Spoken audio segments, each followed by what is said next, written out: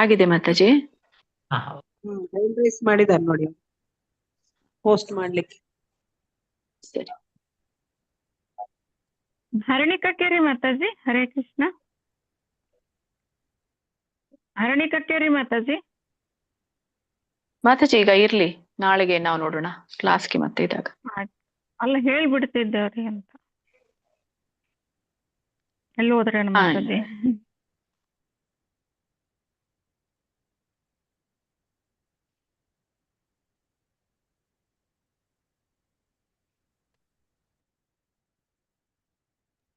Continue ಮಾಡಿ ಮಾತು. ಹರೇ ಕೃಷ್ಣ. ಜಯೋ ಜಯೋ ಶ್ರೀ ಚೈತನ್ಯ ಜಯೋ ನಿತ್ಯಾನಂದ. ಜಯ ಜಯ ಶ್ರೀ ಚೈತನ್ಯ ಜಯೋ ನಿತ್ಯಾನಂದ. ಜಯ ದ್ವೈತ ಚಂದ್ರ ಜಯ ಗೌರ ಭಕ್ತ ವೃಂದ.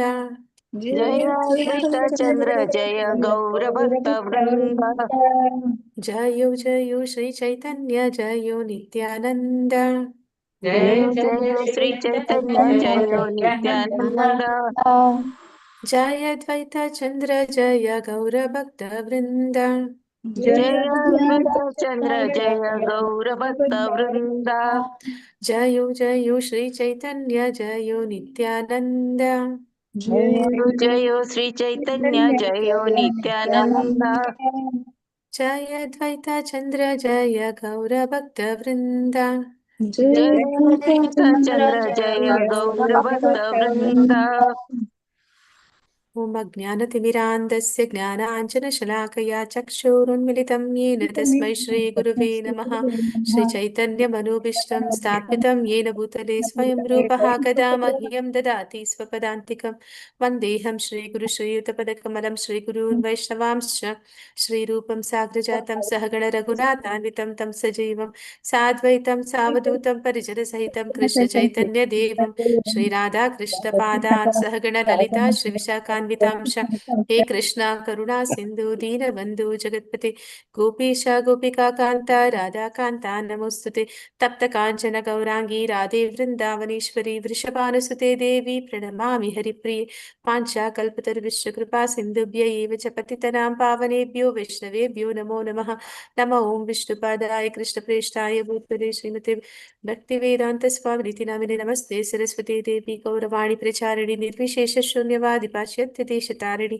ಜಯ ಶ್ರೀ ಕೃಷ್ಣ ಚೈತನ್ಯ ಪ್ರಭು ನಿತ್ಯಾನಂದ ಶ್ರೀ ಅದ್ವೈತ ಗದಾಧರ ಶ್ರೀವಾಸಾದಿ ಗೌರ ಭಕ್ತ ವೃಂದ.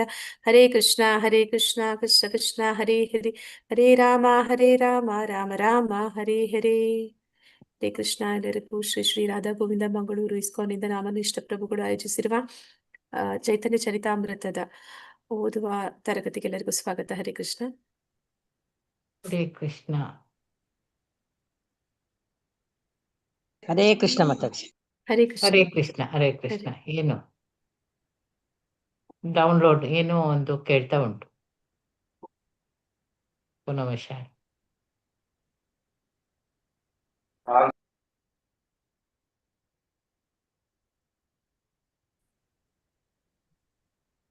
Internet slow.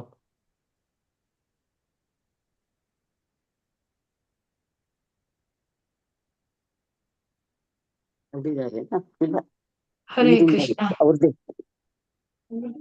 ಕೃಷ್ಣ ಹರೇ ಕೃಷ್ಣ ಕೃಷ್ಣ ಕೃಷ್ಣ ಹರೇ ಹರೇ ಹರೇ ರಾಮ ರಾಮ ರಾಮ ಹರೇ ಹರೇ. ಹರೇ ಕೃಷ್ಣ ಕೃಷ್ಣ ಕೃಷ್ಣ ಹರೇ ಹರೇ ಹರೇ ರಾಮ ರಾಮ ರಾಮ ಹರೇ ಹರೇ. ಹರೇ ಕೃಷ್ಣ ಕೃಷ್ಣ ಕೃಷ್ಣ ಹರೇ ಹರೇ ಹರೇ ರಾಮ ರಾಮ ರಾಮ ಹರೇ ಹರೇ. ಹರೇ ಕೃಷ್ಣ ಕೃಷ್ಣ ಕೃಷ್ಣ ಹರೇ ಹರೇ ಹರೇ ರಾಮ ರಾಮ ರಾಮ ಹರೇ ಹರೇ. ಹರೇ ಕೃಷ್ಣ ಬಂತು.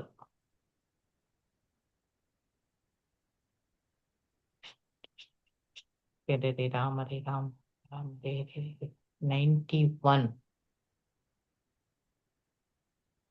ಏನಿರುತ್ತೆ ಇಂಟರ್ನೆಟ್.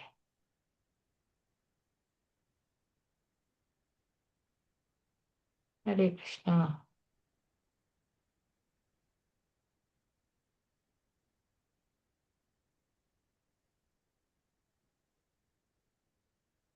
ವಾಯ್ಸ್ ಕೇಳ್ತದಲ್ಲ ಮಾತಾಜಿ? ಹಾ ಮಾತಾಜಿ ಬಂತಾ ಸ್ಕ್ರೀನ್? ಕೇಳ್ತದೆ. ಬಂತಾ? ಹಾ ಇದೆ ಬಂತು ಮಾತಾಜಿ. ಬಂತು okay okay. Internet very slow. ಶ್ಲೋಕ 91 ಧರ್ಮ ಪ್ರೋಚಿತ ಕೈತವಾತ್ರ ಪರಮೋ ನಿರ್ಮಾತ್ಸರಾಣಾಂ ಸತ್ತಾಂ ವೇದ್ಯಂ ವಾಸ್ತವ ಅತ್ರ ವಸ್ತು ಶಿವದಂ ತಾಪತ್ರಯೋರ್ಮೂಲನಂ ಶ್ರೀಮದ್ಭಾಗವತೆ ಮಹಾಮುನಿಕೃತೆ ಕಿಂ ವಾ ಪರೈರೀಶ್ವರ ಸದ್ಯೋ ಹೃದಿ ಅವರುಧ್ಯತೆ ಅತ್ರ ಕೃತಿಭಿಃ ಶುಶ್ರೂಷುಭಿಸ್ತತ್ಕ್ಷಣಾತ್ ಧರ್ಮ ಪ್ರೋಚಿತ ಕೈತವ ಅತ್ರ ಧರ್ಮ ಪ್ರೋಚಿತ ಕೈತವೋ ಅತ್ರ ಪರಮೋ ನಿರ್ಮತ್ಸರಾಣಾಂ ಸತಾಂ ಪರಮೋ ನಿರ್ಮತ್ಸರಾಣಾಂ ಸತಾಂ ವೇದ್ಯಂ ವಾಸ್ತವ ಅತ್ರ ವಸ್ತು ಶಿವದಂ ವಾಸ್ತವಂ ಅತ್ರ ವಸ್ತು ಶಿವದಂ ತಾಪತ್ರಯೋನ್ಮೂಲನಂ ತಾಪತ್ರಯೋನ್ಮೂಲನಂ ಶ್ರೀಮದ್ಭಾಗವತೆ ಮಹಾಮುನಿಕೃತೆ ಶ್ರೀಮದ್ಭಾಗವತೆ ಮಹಾಮುನಿಕೃತೆ ಕಿಂ ವಾ ಪರೈರೀಶ್ವರ ಕಿಂ ವಾ ಪರೈರೀಶ್ವರಃ ಸದ್ಯೋ ಹೃದಿ ಅವರುಧ್ಯತೆ ಅತ್ರ ಸದ್ಯೋರಧಿ ಅವರುದ್ಯತೆ ಅತ್ರ ಕೃತಿಭಿಃ ಶುಶ್ರೂಷುಭಿಸ್ತತ್ಕ್ಷಣಾತ್ ಶುಶ್ರೂಷುಭಿಸ್ತತ್ಕ್ಷಣಾತ್. ಮಾತಾಜಿ ಇದು ಓದಿಸ್ತೀರಾ? ನಿನ್ನೆ ಓದಿದಲ್ಲ ಮಾತಾಜಿ, ಹಾ ಅದರಿಂದ ಮಾತಾಜಿ ಇದು ಬೇಡ. ಅದು ಜಸ್ಟ್ ಓದಿಸೋದು. ಅನುವಾದ ಮತ್ತೆ ಭಾವಾರ್ಥ ನೀವು ಒಂದ್ಸಲ ಓದಿ ಮತ್ತೆ ವಿವರಿಸಿ ಮಾತಾಜಿ, ಅಲ್ಲಿ ತನಕ ಮತ್ತೆ ವಿವರಿಸೋದು. ಓಕೆ ಅಥವಾ ಅಲ್ಲಿಂದ ನಿನ್ನೆ ಓದಿದಲ್ಲಿಂದ ಕಂಟಿನ್ಯೂ ಮಾಡುದಾ? ಅದು ಮುಗಿಸ್ತೀರಾ ಮಾತಾಜಿ? ಆಮೇಲೆ ಶುರು ಅದನ್ನು ಮಾಡೋಣ. ಅದು ಮುಗಿಸಿ ಒಮ್ಮೆಲೆ ವಿವರಿಸಬಹುದು. ಓಕೆ. ನಿನ್ನೆ ಯಾರು ಓದಿದ್ದು ಲಾಸ್ಟ್? 60ನೇ ಪೇಜಿಗೆ ಬರಬೇಕು. ಹರೇ ಕೃಷ್ಣ ಮಾತಾಜಿ, ನಾನು ಓದಿಲ್ಲ ನಿನ್ನೆ ಮಾತಾಜಿ. ಯಾವ ಅಕ್ಷರ ನಿನ್ನೆ ನೆನಪಿದೆಯಾ? ಗೀತಾ ಓದ್ಬೇಕು ಅಂತ ಹೇಳಿದ್ರಿ ಮಾತಾಜಿ. ಗೀತಾ ಎಂ ಮಾತಾಜಿ ಓದಿ. ಒಂದ್ ಹರೇ ನಿಮಿಷ. ಕೃಷ್ಣ ಇಂದ್ರಿಯ ಸುಖವನ್ನು ಮಾತಾಜಿ ನಿನ್ನೆ ಪ್ರವೀಣ ಮಾತಾಜಿ ಓದಿದ್ದಲ್ಲ ಲಾಸ್ಟ್? ಪ್ರಿಯಾಂಕಾ ಮಂಜುನಾಥ್ ಮಾತಾಜಿ ಪೆಂಡಿಂಗ್ ಇತ್ತು ನಿನ್ನೆ. ಇರ್ಬೋದೇನೋ, ಗೊತ್ತಿಲ್ಲ. ಹೌದು ನೋಡಿ, ಮಾತಾಜಿ. ಇಲ್ಲಿ ಒಂದು ಸ್ವಲ್ಪ ಇದು ಕಟ್ ಆಗಿದೆ.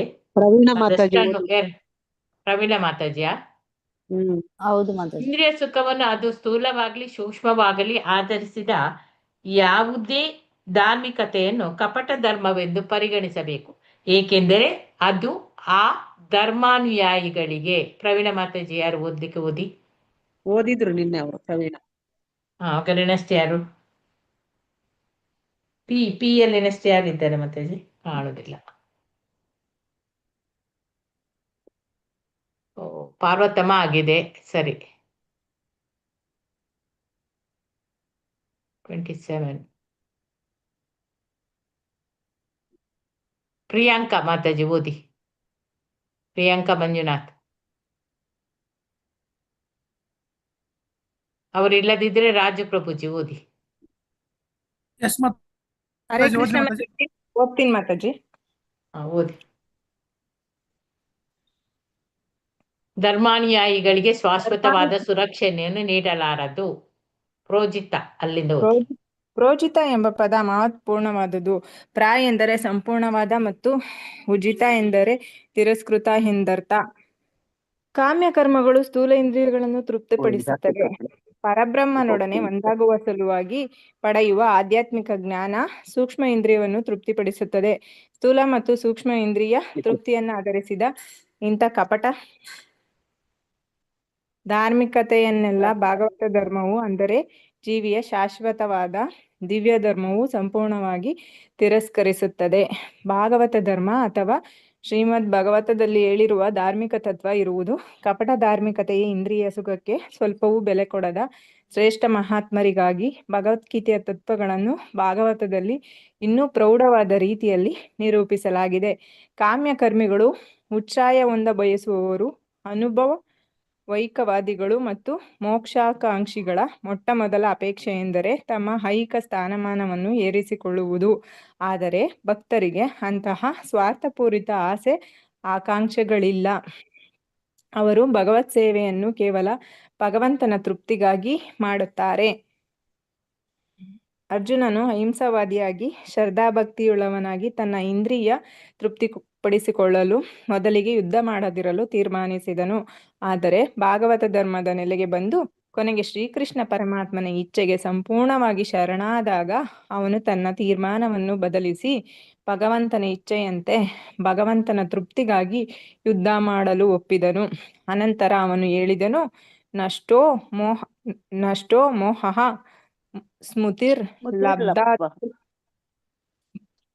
ಸ್ಮೃತಿರ್ ಲಬ್ಧಾತ್ವತ್ ಪ್ರಸಾದಾನ್ಮಾಯಚ್ಯುತ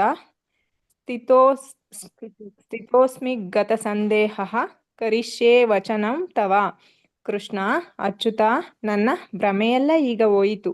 ನಿನ್ನ ಅನುಗ್ರಹದಿಂದ ನನ್ನ ಸ್ಮೃತಿ ಮತ್ತೆ ಬಂದಿದೆ. ನಾನೀಗ ಸ್ಥಿರಚಿತ್ತನು, ಸಂಶಯದಿಂದ ವಿಮುಕ್ತನೂ ಆಗಿದ್ದೇನೆ. ನಿನ್ನ ಅಣತಿಯಂತೆ ನಡೆಯಲು ನಾನೀಗ ಸಿದ್ಧನಾಗಿದ್ದೇನೆ. ಈ ಶುದ್ಧ ಪ್ರಜ್ಞೆಯಲ್ಲಿರುವುದೇ ಜೀವಿಯ ನಿಜವಾದ ನೆಲೆ.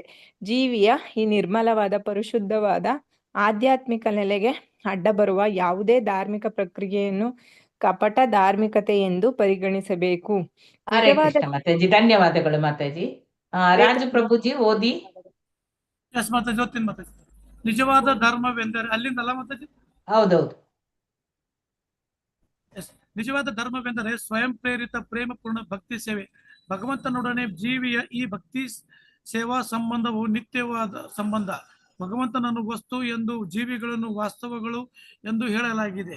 ವಾಸ್ತವ ಅಂದರೆ ವಸ್ತುವಿನ ಸಂಬಂಧದ ಅಸ್ತಿತ್ವದಲ್ಲಿರುವ ಅನಂತ ಮಾದರಿಗಳು. ವಾಸ್ತವಗಳು ಮತ್ತು ವಸ್ತುಗಳ ನಡುವಿನ ಸಂಬಂಧವನ್ನು ಎಂದೂ ನಾಶ ಮಾಡಲು ಸಾಧ್ಯವಿಲ್ಲ, ಏಕೆಂದರೆ ಅದು ಜೀವಿಯಲ್ಲಿ ಅಂತರ್ಗತವಾಗಿರುವ ಶಾಶ್ವತವಾದ ಗುಣ. ಸ್ವಲ್ಪ ಮೇಲೆ ಮಾಡಿ ಮತ್ತು ಭೌತ ಪ್ರಕೃತಿಯ ಸಂಸರ್ಗದಿಂದ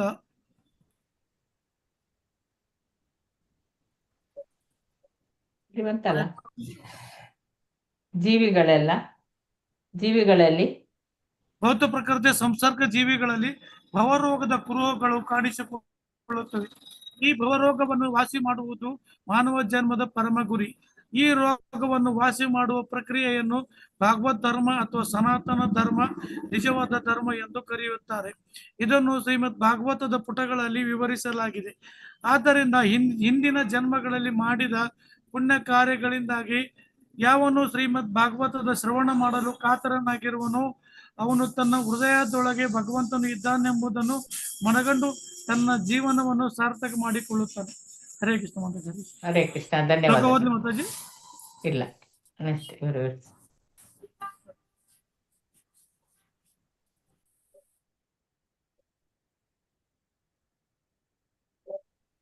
ಅನುವಾದ ಭಾವಾರ್ಥ ಪ್ರಭುಪಾದರಿಂದ ಪ್ರಭುಪಾದರಿಗೆ ಜಯವಾಗಲಿ. ಮಹಾಮುನಿ ವ್ಯಾಸದೇವನು 4 ಮೂಲ ಶ್ಲೋಕಗಳಿಂದ ರಚಿಸಿರುವ ಶ್ರೇಷ್ಠ ಧರ್ಮ ಗ್ರಂಥವಾದ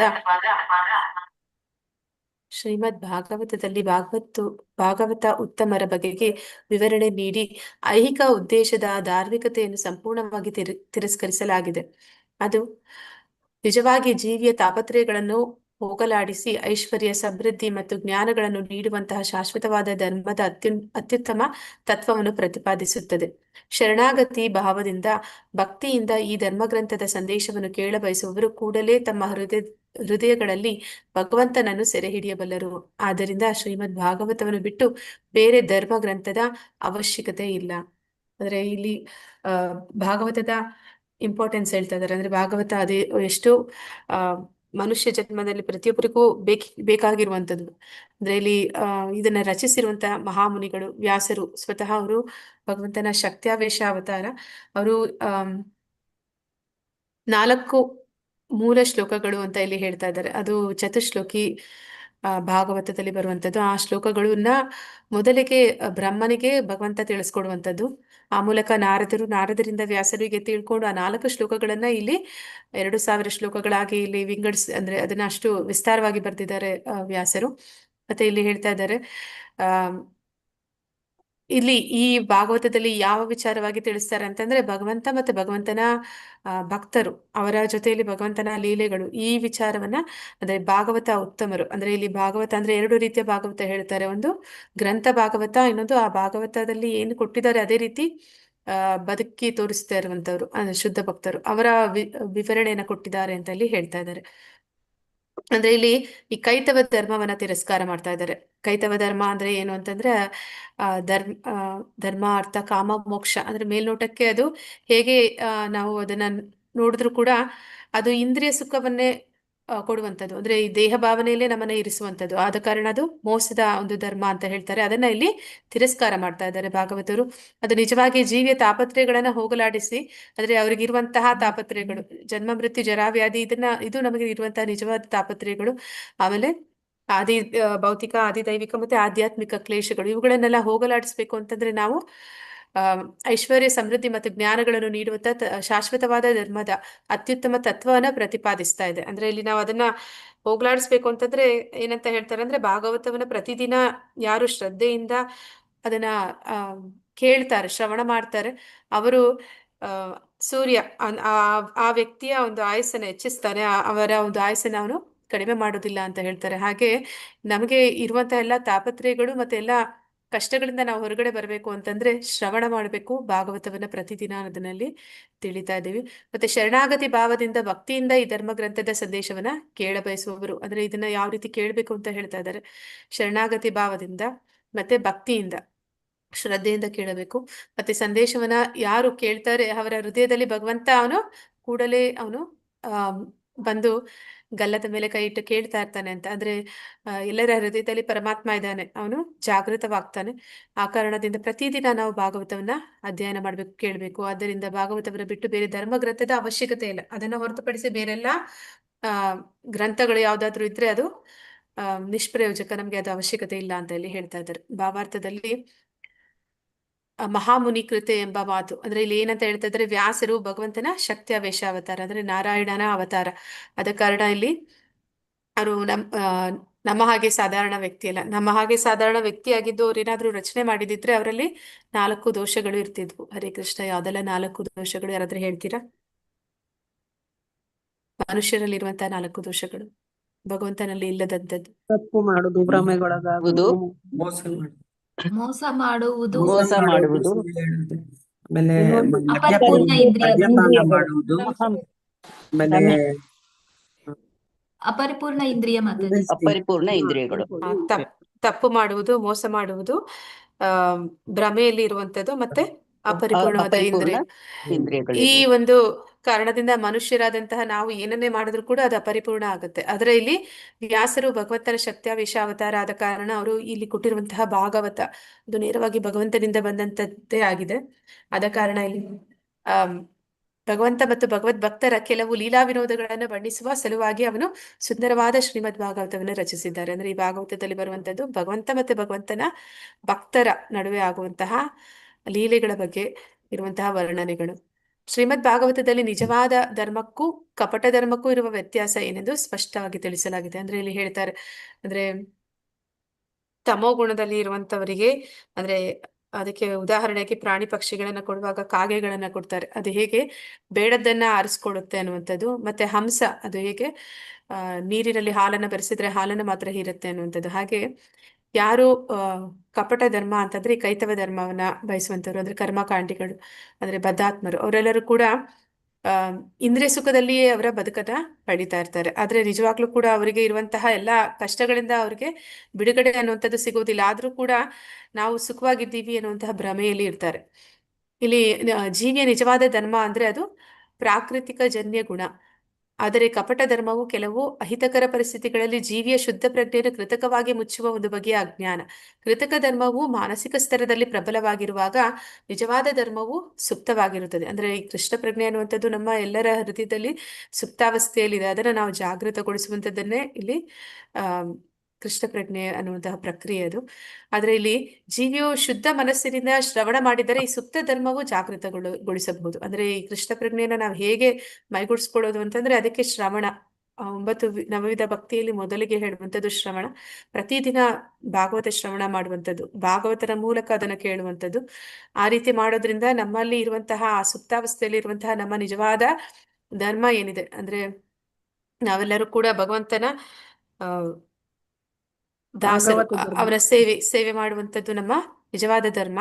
ಅದನ್ನ ಮರ್ತಿದ್ದೀವಿ. ಆದ್ರೆ ನಾವೇನ್ ಮಾಡ್ತಾ ಇದೀವಿ, ಭಗವಂತನ ಸೇವೆ ಮಾಡುವ ಬದಲು ನಮ್ಮ ಇಂದ್ರಿಯಗಳ ಸೇವೆಯಲ್ಲಿ ತೊಡಗಿದ್ದೀವಿ. ಆ ಒಂದು ನಿಜವಾದ ಧರ್ಮ, ಭಾಗವತ ಧರ್ಮ ಏನು ಅಂದ್ರೆ ಭಗವಂತನ ಭಕ್ತಿ ಮಾಡುವಂಥದ್ದು. ಅದು ಹೇಗೆ ಗೊಳಿಸೋದು ಅಂದ್ರೆ ಪ್ರತಿದಿನ ಭಾಗವತವನ್ನ ಶ್ರವಣ ಮಾಡುವ ಮೂಲಕ ಅಂತ ಹೇಳಿ ಹೇಳ್ತಾ ಇದ್ದಾರೆ. ಶ್ರೀಮದ್ ಭಾಗವತದಲ್ಲಿ ವಿಧಿಸಿದ ಧಾರ್ಮಿಕ ಮಾರ್ಗವು ಇತರ ಎಲ್ಲ ಬಗೆಯ ಅಪರಿಪೂರ್ಣ ಧಾರ್ಮಿಕ ಮಾರ್ಗಗಳಿಗಿಂತ ಬೇರೆ. ಧರ್ಮ ಎಂಬುದು ಈ 3 ಬಗೆಗಳಲ್ಲಿ ಪರಿಶೀಲಿಸಬಹುದು. ಅಂದ್ರೆ ಕಾಮ್ಯ ಕರ್ಮ ಮಾರ್ಗ, ಜ್ಞಾನ ಮಾರ್ಗ, ಯೋಗ ಮಾರ್ಗ ಮತ್ತು ಭಕ್ತಿ ಮಾರ್ಗ.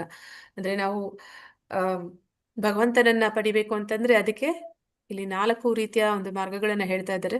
ಕಾಮ್ಯ ಕರ್ಮ ಮಾರ್ಗ ಅಂತಂದ್ರೆ ಕರ್ಮಕಾಂಡೀಯ ಕಾರ್ಯಗಳಲ್ಲಿ ತೊಡಗುವಂಥದ್ದು. ಅಂದ್ರೆ ಏನಂತ ಹೇಳ್ತಾರೆ ಅಂದ್ರೆ ಈ ಪ್ರಾಣಿಗಳಿಗೂ ನಮಗೂ ಇರುವಂತ ಒಂದೇ ಒಂದು ವ್ಯತ್ಯಾಸ ಏನು ಅಂತಂದ್ರೆ, ಯಾರಾದ್ರೂ ಹೇಳ್ತೀರಾ ಏನು ಪ್ರಾಣಿಗಳಿಗೂ ನಮಗೂ ಇರೋ ವ್ಯತ್ಯಾಸ? ಧರ್ಮ ಅರ್ಥ ಕಾಮ ಮೋಕ್ಷದಲ್ಲಿ ನಮಗೆ ಆಹಾರ ಭಯ ನಿದ್ರೆ ಮೈಥುನ ಅದರಲ್ಲೇ ಇರ್ತೇವೆ ನಾವು ಅಲ್ವಾ, ಪ್ರಾಣಿಗಳು. ನಮಗೂ ಅವ್ರಿಗೆ ಇರುವಂತಹ ಒಂದು ಮಾತಾಜಿ, ಹಾ ನಮಗೆ ಯೋಚನಾ ಶಕ್ತಿ ಇರುತ್ತೆ, ಅದಕ್ಕೆ ಯೋಚನಾ ಶಕ್ತಿ ಇರುವುದಿಲ್ಲ. ಹಾ, ಅಲ್ಲ, ಹೌದು. ನಮ್ಗೆ ಪ್ರಜ್ಞೆ ಅನ್ನೋದಿದೆ. ಪ್ರಜ್ಞೆ ಪ್ರಜ್ಞೆ ಇದೆ ಅವಕ್ಕೆ. ನಾಗರಿಕತೆ ಅನ್ನುವಂಥದ್ದು ಅವುಗಳಿಗೆ ಇರೋದಿಲ್ಲ. ನಾಗರಿಕತೆ ನಮಗಿರುತ್ತೆ. ಅದು ಮೊದಲ ಹಂತದಲ್ಲಿ ನಮಗೂ ಅವ್ರಿಗೂ ಇರುವಂತ ವ್ಯತ್ಯಾಸ ಬರುತ್ತೆ. ಅಂದ್ರೆ ಅವುಗಳು ಇಂಥದೇ ರೀತಿಯಲ್ಲಿ ಹೀಗೆ ಬದುಕಬೇಕು, ಈ ರೀತಿ ಒಂದು ಕುಟುಂಬ ವ್ಯವಸ್ಥೆ ಇರಬೇಕು, ಸಮಾಜ ವ್ಯವಸ್ಥೆ ಇರಬೇಕು, ಅದೆಲ್ಲ ಪ್ರಾಣಿಗಳಲ್ಲಿ ಇರೋದಿಲ್ಲ. ಅದು ನಮ್ಮಲ್ಲಿ ಬರುತ್ತೆ. ಆ ಒಂದು ಹಂತಕ್ಕೆ ಬರುವಾಗ ನಮ್ಗೆ ಆ ಕರ್ಮಕಾಂಡೀಯ ಮಾರ್ಗಕ್ಕೆ ಹೋಗ್ತಾರೆ. ನಂತರ ಬರುವಂಥದ್ದು ಜ್ಞಾನವನ್ನು ಬೆಳೆಸ್ಕೊಳ್ಳುವಂತ ಪ್ರಯತ್ನ ಮಾಡುವಂಥದ್ದು. ಭಗವಂತನ ಮೊದಲ ಹಂತ ಬ್ರಹ್ಮನ್ ಜ್ಞಾನವನ್ನ ಶಾಸ್ತ್ರಗಳ ಅಧ್ಯಯನ ಮಾಡುವ ಮೂಲಕ ತಿಳ್ಕೊಳ್ಳುವಂಥದ್ದು. ಯೋಗ ಮಾರ್ಗ ಅಂತಂದ್ರೆ ಆ ಒಂದು ಪರಮಾತ್ಮನನ್ನ ತಿಳಿಲಿಕ್ಕೆ ಮಾಡುವಂತಹ ಅಷ್ಟಾಂಗ ಯೋಗದಲ್ಲಿ ಬರುವಂಥದ್ದು. ಹಾ ಮತ್ತೆ ಭಕ್ತಿ ಮಾರ್ಗ ಅಂದ್ರೆ ಭಾಗವತರು ಅವರು ಅನುಸರಿಸುವಂತಹ ಮಾರ್ಗ. ಹೀಗೆ 4 ಮಾರ್ಗಗಳನ್ನ ಇಲ್ಲಿ ಹೇಳ್ತಾ ಇದ್ದಾರೆ. ತನ್ನ ಐಹಿಕ ಪರಿಸ್ಥಿತಿಯನ್ನು ಸುಧಾರಿಸುವ ಸಲುವಾಗಿ ಅನುಸರಿಸುವ ಧಾರ್ಮಿಕ ಬಾಹ್ಯಾಚರಣೆಗಳಿಂದ ಕೂಡಿದ ಕರ್ಮಕಾಂಡ ಮಾರ್ಗವು ವಂಚನೆಯಿಂದ ಕೂಡಿದ ಮಾರ್ಗ. ಅದನ್ನ ಇಲ್ಲಿ ಕೈತವ ಧರ್ಮ ಅಂತ ನಾವು ಆಗ್ಲೇ ನೋಡಿದ್ದು. ಕೈತವ ಧರ್ಮದಲ್ಲಿ ಏನಂತ ಹೇಳ್ತಾರೆ, ಧರ್ಮ ಅರ್ಥ ಕಾಮ ಮೋಕ್ಷ ಎಲ್ಲಾ ಕಡೆಯಿಂದಲೂ ಅವ್ರು ಏನ್ ಮಾಡ್ತಾ ಇದಾರೆ, ಆ ವ್ಯಕ್ತಿಯ ಮನಸ್ಸು ದೇಹ ಅವನ ಇಂದ್ರಿಯಗಳನ್ನ ಸಂತೋಷ ಪಡಿಸೋದಕ್ಕೇನೆ ಅದು ಇರುವಂಥದ್ದು. ಅಲ್ಲಿ ಮೋಕ್ಷ ಅಂತ ಹೇಳಿದಾಗ್ಲೂ ಕೂಡ ಭಗವಂತನಲ್ಲಿ ಒಂದಾಗ್ಬೇಕು, ನಾನು ನನ್ನ ಸಮಸ್ಯೆಗಳಿಂದ ಬಿಡುಗಡೆ ಪಡೆಯೋದಕ್ಕೆ ನಾನು ಭಗವಂತನಲ್ಲಿ ಒಂದಾಗ್ಬಿಡ್ಬೇಕು ಅಂತ ತಿಳ್ಕೊಳ್ಳುವಂಥದ್ದು. ಇದೆಲ್ಲವೂ ಕೂಡ ಕೈತವ ಧರ್ಮ. ಅದನ್ನ ವಂಚನೆ ಅಂತಾನೆ ಇಲ್ಲಿ ಹೇಳ್ತಾ ಇದ್ದಾರೆ. ಏಕೆಂದರೆ ಅದು ಸಂಸಾರದಿಂದ ಬಿಡುಗಡೆ ಹೊಂದಲು ಮತ್ತು ಪರಮ ಗುರಿ ಸಾಧಿಸಲು ಎಂದೂ ನೆರವಾಗದು. ಅಂದ್ರೆ ನಿಜವಾಗ್ಲೂ ಕೂಡ ನಮಗೆ ವೈರಾಗ್ಯ ಬಂದು ಮತ್ತೆ ಭಗವಂತನಲ್ಲಿ ಆಸಕ್ತಿ ಬೆಳೆಸ್ಕೊಂಡು ಭಗವಂತನ ಹತ್ರಕ್ಕೆ ವಾಪಸ್ ಹೋಗೋದಕ್ಕೆ ಅದು ಯಾವ ರೀತಿಯಲ್ಲೂ ಕೂಡ ಸಹಾಯ ಮಾಡೋದಿಲ್ಲ. ಕರ್ಮಕಾಂಡ ಅಂತಂದ್ರೆ ಏನಂದ್ರೆ ದೇವತೆಗಳನ್ನ ಆರಾಧನೆ ಮಾಡುವಂಥದ್ದು, ಮತ್ತೆ ಪುಣ್ಯ ಕಾರ್ಯಗಳನ್ನ ಮಾಡುವಂಥದ್ದು. ಅದರಿಂದ ಹೆಚ್ಚೆಚ್ಚು ಅಂತಂದ್ರೆ ನಾವು ಸ್ವರ್ಗ ಸುಖಗಳನ್ನ ಅನುಭವಿಸಬಹುದು. ಆದ್ರೆ ಕ್ಷಿಣೆ ಪುಣ್ಯ ಮರ್ತ್ಯ ಲೋಕ ವಿಶಂತಿ ಅಂದ ಹಾಗೆ ಮತ್ತೆ ಅದು ಒಂದು ಪುಣ್ಯ ಕಳ್ಕೊಂಡ್ಮೇಲೆ ನಾವು ಮತ್ತೆ ಈ ಮರ್ತ್ಯ ಲೋಕಕ್ಕೆ ಭೂಲೋಕಕ್ಕೆ ವಾಪಸ್ ಬರ್ಬೇಕಾಗತ್ತೆ. ಇದು ತಾತ್ಕಾಲಿಕವಾದ ಸುಖ ಆಗ್ಬೋದೇ ಹೊರತು ಅದು ನಿಜವಾದ ಸುಖ ಅನ್ನುವಂಥದ್ದು ನಮಗೆ ಈ ಕರ್ಮಕಾಂಡೀಯ ಮಾರ್ಗ ಕೊಡುವುದಿಲ್ಲ ಅನ್ನೋದನ್ನಲ್ಲಿ ಹೇಳ್ತಾ ಇದ್ದಾರೆ. ಜೀವ ಸಂಸಾರ ತಾಪತ್ರೆಗಳಿಂದ ಮುಕ್ತನಾಗಲು ಸತತವಾಗಿ ಹೆಣಗುತ್ತಾನೆ. ಕರ್ಮಕಾಂಡ ಮಾರ್ಗವು ಅವನನ್ನು ಸಂಸಾರದಲ್ಲಿ ತಾತ್ಕಾಲಿಕ ಸುಖಕ್ಕೋ ದುಃಖಕ್ಕೋ ಒಯ್ಯುತ್ತದೆ. ಧರ್ಮಶ್ರದ್ಧೆಯಿಂದ ಕೂಡಿದ ಕರ್ಮಕಾಂಡದಿಂದ ಒಬ್ಬನಿಗೆ ತಾತ್ಕಾಲಿಕ ಐಹಿಕ ಸುಖದ ನೆಲೆ ದೊರಕುತ್ತದೆ. ಆದರೆ ದುಷ್ಕೃತ್ಯಗಳು ಅವನನ್ನು ಐಹಿಕ ತೃಷೆ ಮತ್ತೆ ಅಭಾವಗಳ ದುಃಖಪೂರಿತ ನೆಲೆಗೆ ಒಯ್ಯುತ್ತದೆ. ಆದರೆ ಅದು ಅತ್ಯಂತ ಪರಿಪೂರ್ಣವಾದ ಐಹಿಕ ಸುಖದಲ್ಲಿದ್ದರೂ ಅವನು ಅತ್ಯಂತ ಪರಿಪೂರ್ಣವಾದ ಐಹಿಕ ಸುಖದಲ್ಲಿ ಇದ್ದರೂ ಆ ವಿಧಾನದಿಂದ ಅವನು ಹುಟ್ಟು ಸಾವು ಮುಪ್ಪು ಮತ್ತು ರೋಗಗಳಿಂದ ಬಿಡುಗಡೆ ಹೊಂದಲು ಸಾಧ್ಯವಿಲ್ಲ. ಅಂದ್ರೆ ನಾವು ಮಾಡುವಂತ ಪ್ರತಿಯೊಂದು ಕಾರ್ಯಕ್ಕೆ ಒಂದೊಂದು ಕ್ರಿಯೆಗೂ ಪ್ರತಿಕ್ರಿಯೆ ಅನ್ನುವಂಥದ್ದು ಇರುತ್ತೆ. ನಾವು ಮಾಡುವಂತ ದುಷ್ಕೃತ್ಯಗಳು ಏನ್ ಮಾಡುತ್ತೆ, ನಮ್ಮನ್ನ ಅಧೋಗತಿಗೆ ಕರ್ಕೊಂಡು ಹೋಗುತ್ತೆ, ಆತ್ಮಜ್ಞಾನಿ ಆಗುವಂತೆ ಮಾಡುತ್ತೆ. ನಾವು ಮತ್ತೆ 84 ಲಕ್ಷ ಯೋನಿಗಳಲ್ಲಿ ಮತ್ತೆ ಮತ್ತೆ ಸುತ್ತಿ ಬರ್ತಾ ಇರ್ತೀವಿ. ಆದ್ರೆ ಆಗೊಂದ್ ವೇಳೆ ನಾವು ಅದೇ ದುಷ್ಕೃತ್ಯಗಳನ್ನೇನು ಮಾಡ್ತಾ ಇಲ್ಲ, ಪುಣ್ಯ ಕಾರ್ಯಗಳನ್ನೇ ಮಾಡ್ತಾ ಇದೀವಿ ಅಂತಂದ್ರೂ ಕೂಡ ನಮ್ಗೆ ನಿಜವಾದ ಈ ಒಂದು ತಾಪತ್ರೆಗಳಿಂದ ನಮ್ಗೆ ಬಿಡುಗಡೆ ಸಿಗೋದಿಲ್ಲ. ಹುಟ್ಟು ಸಾವು ಮತ್ತೆ ಮುಪ್ಪು ರೋಗ ಎಂತಹ ಸುಖವಾದ ವ್ಯಕ್ತಿನೇ ಆಗಿದ್ರು ಕೂಡ ಅವನು ಸಾವನ್ನ ಅವನು ಎದುರಿಸಲೇಬೇಕಾಗತ್ತೆ. ಅವನಿಗೆ ಈಗ ತಾತ್ಕಾಲಿಕವಾದ ಏನ್ ಸುಖ ಇದೆ ಅದು ಶಾಶ್ವತವಾಗಿ ಅವನಿಗೆ ಉಳಿಯುವಂತದ್ದಲ್ಲ, ಅವನು ಅದನ್ನ ಕಳ್ಕೋಬೇಕಾಗತ್ತೆ. ಲೌಕಿಕವಾದ ಧಾರ್ಮಿಕತೆಯ ಅಂದರೆ ಕಾಮ್ಯಕರ್ಮದ ಮೂಲಕ ಎಂದಿಗೂ ಸಿಕ್ಕಲಾರದ ಶಾಶ್ವತ ಪರಿಹಾರ ಐಹಿಕವಾಗಿ ಸುಖಿಯಾಗಿರುವ ವ್ಯಕ್ತಿಗೆ ಅವಶ್ಯಕ. ಅಂದ್ರೆ ನಮ್ಗೆ ಶಾಶ್ವತವಾದ ಪರಿಹಾರ ಬೇಕು. ನಮ್ಗೆ ಇರುವಂತಹ ತಾಪತ್ರೆಗಳಿಗೆ ನಿಜವಾದ ಸುಖ ಅಂತಂದ್ರೆ ಆನಂದಮಯೋ ಅಭ್ಯಾಸ ಅಂತ ಹೇಳ್ತಾರೆ. ಆತ್ಮದ ನಿಜವಾದ ಒಂದು ಗುಣ ಅದು ನಮ್ಗೆ ಸಿಗ್ಬೇಕು ಅಂತಂದ್ರೆ ನಾವು ಈ ಒಂದು ದೇಹ ಭಾವನೆಯಿಂದ ಹೊರಗಡೆ ಬರ್ಬೇಕಾಗತ್ತೆ, ಮತ್ತೆ ಭಗವಂತನ ಭಕ್ತಿಯಲ್ಲಿ ಮುಂದುವರಿಬೇಕಾಗತ್ತೆ. ಜ್ಞಾನ ಮಾರ್ಗ ಮತ್ತು ಯೋಗ ಮಾರ್ಗಗಳು ಅಷ್ಟೇ ಅಪಾಯಕಾರಿ. ಇಲ್ಲಿ ಕರ್ಮ ಮಾರ್ಗದ ಬಗ್ಗೆ ಹೇಳಿದ್ರು, ಕರ್ಮಕಾಂಡದ ಬಗ್ಗೆ. ಈಗ ಜ್ಞಾನ ಮಾರ್ಗ ಮತ್ತೆ ಯೋಗ ಮಾರ್ಗಗಳನ್ನು ಕೂಡ ತಿಳಿಸ್ತಾ ಇದ್ದಾರೆ. ಜ್ಞಾನ ಮಾರ್ಗ ಏಕೆಂದರೆ ಈ ಸಂದಿಗ್ಧ ವಿಧಾನಗಳನ್ನು ಅನುಸರಿಸುವುದರಿಂದ ವ್ಯಕ್ತಿಯು ಎಲ್ಲಿಗೆ ಹೋಗುತ್ತಾನೆ ಎಂಬುದೇ ಗೊತ್ತಿಲ್ಲ. ಅಂದ್ರೆ ಜ್ಞಾನ ಮಾರ್ಗದಲ್ಲಿ ಯಾರು ಅನೇಕ ವೇದಗಳನ್ನ ಅಧ್ಯಯನ ಮಾಡ್ತಾರೆ, ಗ್ರಂಥಗಳನ್ನ ಅಧ್ಯಯನ ಮಾಡ್ತಾರೆ, ಶಾಸ್ತ್ರಗಳನ್ನ ತಿಳಿಯುವ ಪ್ರಯತ್ನ ಮಾಡ್ತಾರೆ. ಅದರಿಂದ ಅವರು ಏನಾಗುತ್ತೆ ಅನ್ನೋದನ್ನ ಇಲ್ಲಿ ಹೇಳ್ತಾ ಇದ್ದಾರೆ. ಅಂದ್ರೆ ಅವರು ಎಲ್ಲಿಗೆ ಹೋಗ್ತಾರೆ ಅನ್ನುವಂಥದ್ದು ಅವರು ಊಹೆ ಮಾಡೋದಕ್ಕೆ ಸಾಧ್ಯ ಇಲ್ಲ. ಆಧ್ಯಾತ್ಮಿಕ ಜ್ಞಾನವನ್ನು ಅರಸುವ ಪ್ರಾಯೋಗಿಕ ದಾರ್ಶನಿಕನು ಅನೇಕ ಜನ್ಮಗಳಲ್ಲಿ ಊಹಾಪೋಹ ಮಾಡುತ್ತಾ ವಿಪರೀತ ಪರಿಶ್ರಮ ಪಡಬಹುದು. ಅಂದ್ರೆ ಅವನು ಅದನ್ನ ಪರಿಪೂರ್ಣತೆಯನ್ನ ಸಾಧಿಸೋದಕ್ಕೆ, ಭಕ್ತಿ ಮಾರ್ಗಕ್ಕೆ ಬರೋದಕ್ಕೆ ಅವನು ಅನೇಕ ಬಹುನಾಮ್ ಜನ್ಮನಾಮಂತೆ ಜ್ಞಾನವಾನ್ ಮಾಂ ಪ್ರಪದ್ಯತೆ ಅನ್ನೋ ಹಾಗೆ ಅವನು ಮತ್ತೆ ಹುಟ್ಟಿ ಸಾಯ್ತಾ ಇರ್ತಾನೆ. ಆದರೆ ಅವನು ಅತ್ಯಂತ ಪರಿಶುದ್ಧವಾದ ಸತ್ವಗುಣದ ನೆಲೆಯನ್ನು ತಲುಪುವವರೆಗೆ, ಬೇರೆ ಮಾತುಗಳಲ್ಲಿ ಹೇಳುವುದಾದರೆ ಅವನು ಐಹಿಕ ಊಹಾಪೋಹದ ನೆಲೆಯನ್ನು ಮೀರುವವರೆಗೆ ಎಲ್ಲಾ ಸೃಷ್ಟಿಗೂ ಪರಮಪುರುಷನಾದ ವಾಸುದೇವನೇ ಕಾರಣ ಎಂದು ತಿಳಿಯಲು ಸಾಧ್ಯವಿಲ್ಲ.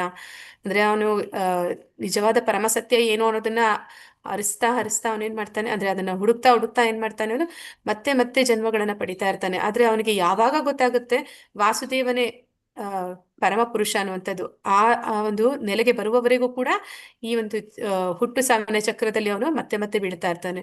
ಭಗವಂತನ ನಿರಾಕಾರ ಸ್ವರೂಪಕ್ಕೆ ಅವನು ಅಂಟಿಕೊಳ್ಳುವುದರಿಂದ ಅವನು ವಾಸುದೇವ ಜ್ಞಾನದ ಪಾರಮಾರ್ಥಿಕ ನೆಲೆಗೆ ಏರಲು ಸಾಧ್ಯವಿಲ್ಲ. ಅಂದ್ರೆ ಅವನು ಎಲ್ಲಿಗೆ ಹೋಗ್ತಾ ಇದ್ದಾನೆ ಅಂತಂದ್ರೆ ಅವನು ಈ ಒಂದು ಜ್ಞಾನವನ್ನ ಊಹಾಪೋಹಗಳನ್ನ ಮಾಡ್ತಾ ಅವನು ಭಗವಂತನಿಗೆ ನಿರಾಕಾರ ಬ್ರಹ್ಮ ಅನ್ನುವಂತ ಹಂತಕ್ಕೆ ಮಾತ್ರ ಅವನು ಹೋಗ್ತಾ ಇದ್ದಾನೆ. ಆದ್ರೆ ಅವನು ಇನ್ನೂ ಭಗವಾನ್ ಸಾಕ್ಷಾತ್ಕಾರಕ್ಕೆ ಅವನು ಏರಿಲ್ಲ. ಆದ ಕಾರಣ ಅವನ ಅಶುದ್ಧ ಮನಸ್ಸಿನಿಂದಾಗಿ ಮೋಕ್ಷದ ಅತ್ಯುನ್ನತ ಮಟ್ಟವನ್ನು ತಲುಪಿದ ಮೇಲೂ ಅವನು ಸಂಸಾರದ ನೆಲೆಗೆ ಇಳಿಯುತ್ತಾನೆ. ಅಂದ್ರೆ ಅವನು ಸಾಯುಜ್ಯ ಮೋಕ್ಷವನ್ನ ಪಡಿಬಹುದು.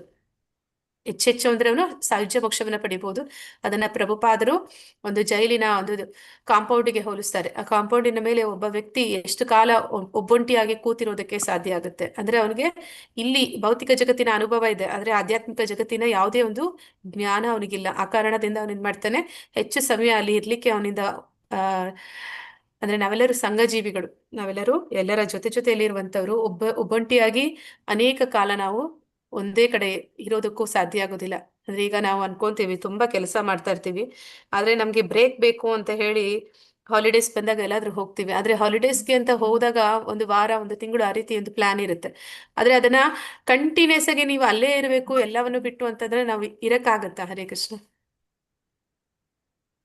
ಹಾಲಿಡೇಸ್ ಅಲ್ಲಿ ನಮ್ಗೆ ಮತ್ತೆ ಆ ಹಾಲಿಡೇಸ್ ಇಂದನೂ ನಮ್ಗೆ ಮತ್ತೆ ಬ್ರೇಕ್ ಬೇಕು ಅನ್ಸುತ್ತೆ. ಹಾಗೆ ಇಲ್ಲಿ ಮೋಕ್ಷ ಅಂತ ಹೇಳಿ ಅವನು ಸಾಯುಜ್ಯ ಮೋಕ್ಷಕ್ಕೆ ಹೋದ್ರು ಕೂಡ ಅಲ್ಲಿ ಅವನಿಗೆ ಬೇಸರ ಆಗುತ್ತೆ. ಮತ್ತೇನ್ ಮಾಡ್ತಾನೆ, ಮತ್ತೆ ಈ ಭೌತಿಕ ಜಗತ್ತಿಗೆ ಬಂದು ಬಿಡ್ತಾನೆ. ಹೀಗೆ ಭಗವತ್ ಸೇವೆಯ ಅಭಾವದಿಂದ ಈ ಪತನ ಆಗುತ್ತೆ ಅಂತ ಇಲ್ಲಿ ಹೇಳ್ತಾ ಇದ್ದಾರೆ. ಭಗವಂತನ ಒಂದು ಭಕ್ತರ ಒಂದು ಸಹವಾಸ ಸಂಘ ಸಿಕ್ಕಿ ಅಲ್ಲಿ ಸೇವೆ ಮಾಡುವಂತ ಅವಕಾಶ ಸಿಕ್ಕಿದ್ರೆ ಮಾತ್ರ ನಮ್ಗೆ ಅಲ್ಲಿ ಬದುಕೋದಕ್ಕೆ ಸಾಧ್ಯ ಆಗುತ್ತೆ. ಹಾಗಿಲ್ದಿರ ನಾವು ಒಬ್ಬೊಂಟಿಗಳಾಗಿ ಅಲ್ಲೇ ಇರ್ತೀವಿ, ತುಂಬಾ ಕಾಲ ಶಾಂತಿ ಅಂತ ಹೇಳಿ ಅಲ್ಲೇ ಇರ್ತೀವಿ ಅಂತಂದ್ರೆ ಅದು ಹೆಚ್ಚು ಕಾಲ ಇರೋದಿಲ್ಲ ಅನ್ನೋದನ್ನಲ್ಲಿ ಹೇಳ್ತಾ ಇದ್ದಾರೆ. ಯೋಗಿಯ ಯೋಗ ಸಿದ್ಧಿಯ ಬಗೆಗೆ ಹೇಳುವುದಾದರೆ ಅವು ಸಹ ಆಧ್ಯಾತ್ಮಿಕ ಸಾಕ್ಷಾತ್ಕಾರ ಮಾರ್ಗದಲ್ಲಿ ಪ್ರತಿಬಂಧಗಳೇ. ಯೋಗಿಗಳು ಸಾಧಿಸಿದ ಸಿದ್ಧಿಗಳು ಪುನರಾವರ್ತನೆ ಮಾಡುವಲ್ಲಿ ಭೌತ ವಿಜ್ಞಾನವು ಈಗಾಗಲೇ ಪ್ರಶಂಸಾರ್ಹವಾದ ಪ್ರಗತಿ ಸಾಧಿಸಿದೆ ಎಂದು ಭಾರತದಲ್ಲಿ ಭಕ್ತನಾಗಿ ಪರಿವರ್ತಿತನಾದ ಒಬ್ಬ ಜರ್ಮನ್ ವಿದ್ವಾಂಸನು ಹೇಳಿದ್ದಾನೆ. ಅಂದ್ರೆ ಇಲ್ಲಿ ಯೋಗಿಗಳು, ಅಷ್ಟಾಂಗ ಯೋಗಿಗಳು ಏನು ಅಷ್ಟ ಸಿದ್ಧಿಗಳನ್ನ ಸಾಧಿಸ್ತಾರೆ, ಆ ಅಷ್ಟ ಸಿದ್ಧಿಗಳಿಂದ ಏನೆಲ್ಲ ಮಾಡ್ಬೋದು? ಹರೇ ಕೃಷ್ಣ, ಯಾವ್ದೆಲ್ಲ ಅಷ್ಟ ಸಿದ್ಧಿಗಳು ಯಾರಾದ್ರೂ ಹೇಳ್ತೀರಾ?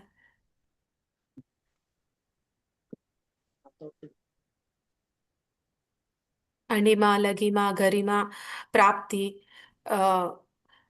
ಇಶಿತ, ಇವೆಲ್ಲವೂ ಕೂಡ ವಶಿತ.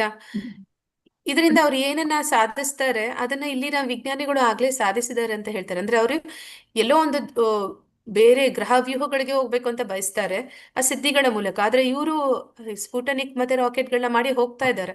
ಮತ್ತೆ ನೀರಿನ ಒಳಗಡೆ ಹೋಗಿ ಅವರು ತಪಸ್ ಮಾಡೋದಕ್ಕೆಲ್ಲ ಪ್ರಯತ್ನ ಪಡ್ತಾರೆ. ಇವರು ಕೂಡ ನೀರಿನ ಒಳಗಡೆ ಹೋಗುವಂತಹ ಒಂದು ಸಬ್ಮೆರಿನ್ಗಳನ್ನೆಲ್ಲ ಮಾಡಿದ್ದಾರೆ, ಮತ್ತೆ ಆಕಾಶದಲ್ಲಿ ಹಾರೋದಕ್ಕೆ ಒಂದು ವಿಮಾನಗಳನ್ನ ಮಾಡಿದ್ದಾರೆ. ಇದೆಲ್ಲ ಕೂಡ ಯೋಗಿಗಳು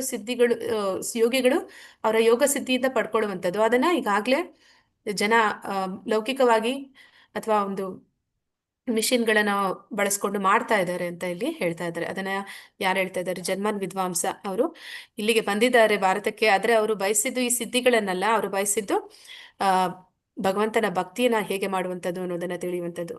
ಅವನು ಯೋಗ ಸಿದ್ಧಿಗಳ ವಿಧಿವಿಧಾನಗಳನ್ನು ಕಲಿಯಲು ಭಾರತಕ್ಕೆ ಬರಲಿಲ್ಲ. ಶ್ರೇಷ್ಠ ಧರ್ಮ ಗ್ರಂಥವಾದ ಶ್ರೀಮದ್ ಭಾಗವತದಲ್ಲಿ ಹೇಳಿರುವಂತೆ ಭಗವಂತನಿಗೆ ಸಲ್ಲಿಸುವ ಭಕ್ತಿ ಸೇವಾ ವಿಧಾನವನ್ನು, ಭಕ್ತಿ ಮಾರ್ಗವನ್ನು ಅನುಸರಿಸಲು ಬಂದನು. ಯೋಗಶಕ್ತಿಗಳು ಯೋಗಿಯನ್ನು ಐಹಿಕವಾಗಿ ಶಕ್ತಿಯುತನನ್ನಾಗಿ ಮಾಡಬಲ್ಲವು. ಇತರ ಭೌತ ವಿಜ್ಞಾನಗಳಂತೆ ಯೋಗ ಸಿದ್ಧಿಯು ಜನನ ಮರಣ, ಜರೆ ಮತ್ತು ರೋಗಗಳಿಂದ ತಾತ್ಕಾಲಿಕ ಪರಿಹಾರ ನೀಡಬಲ್ಲವು.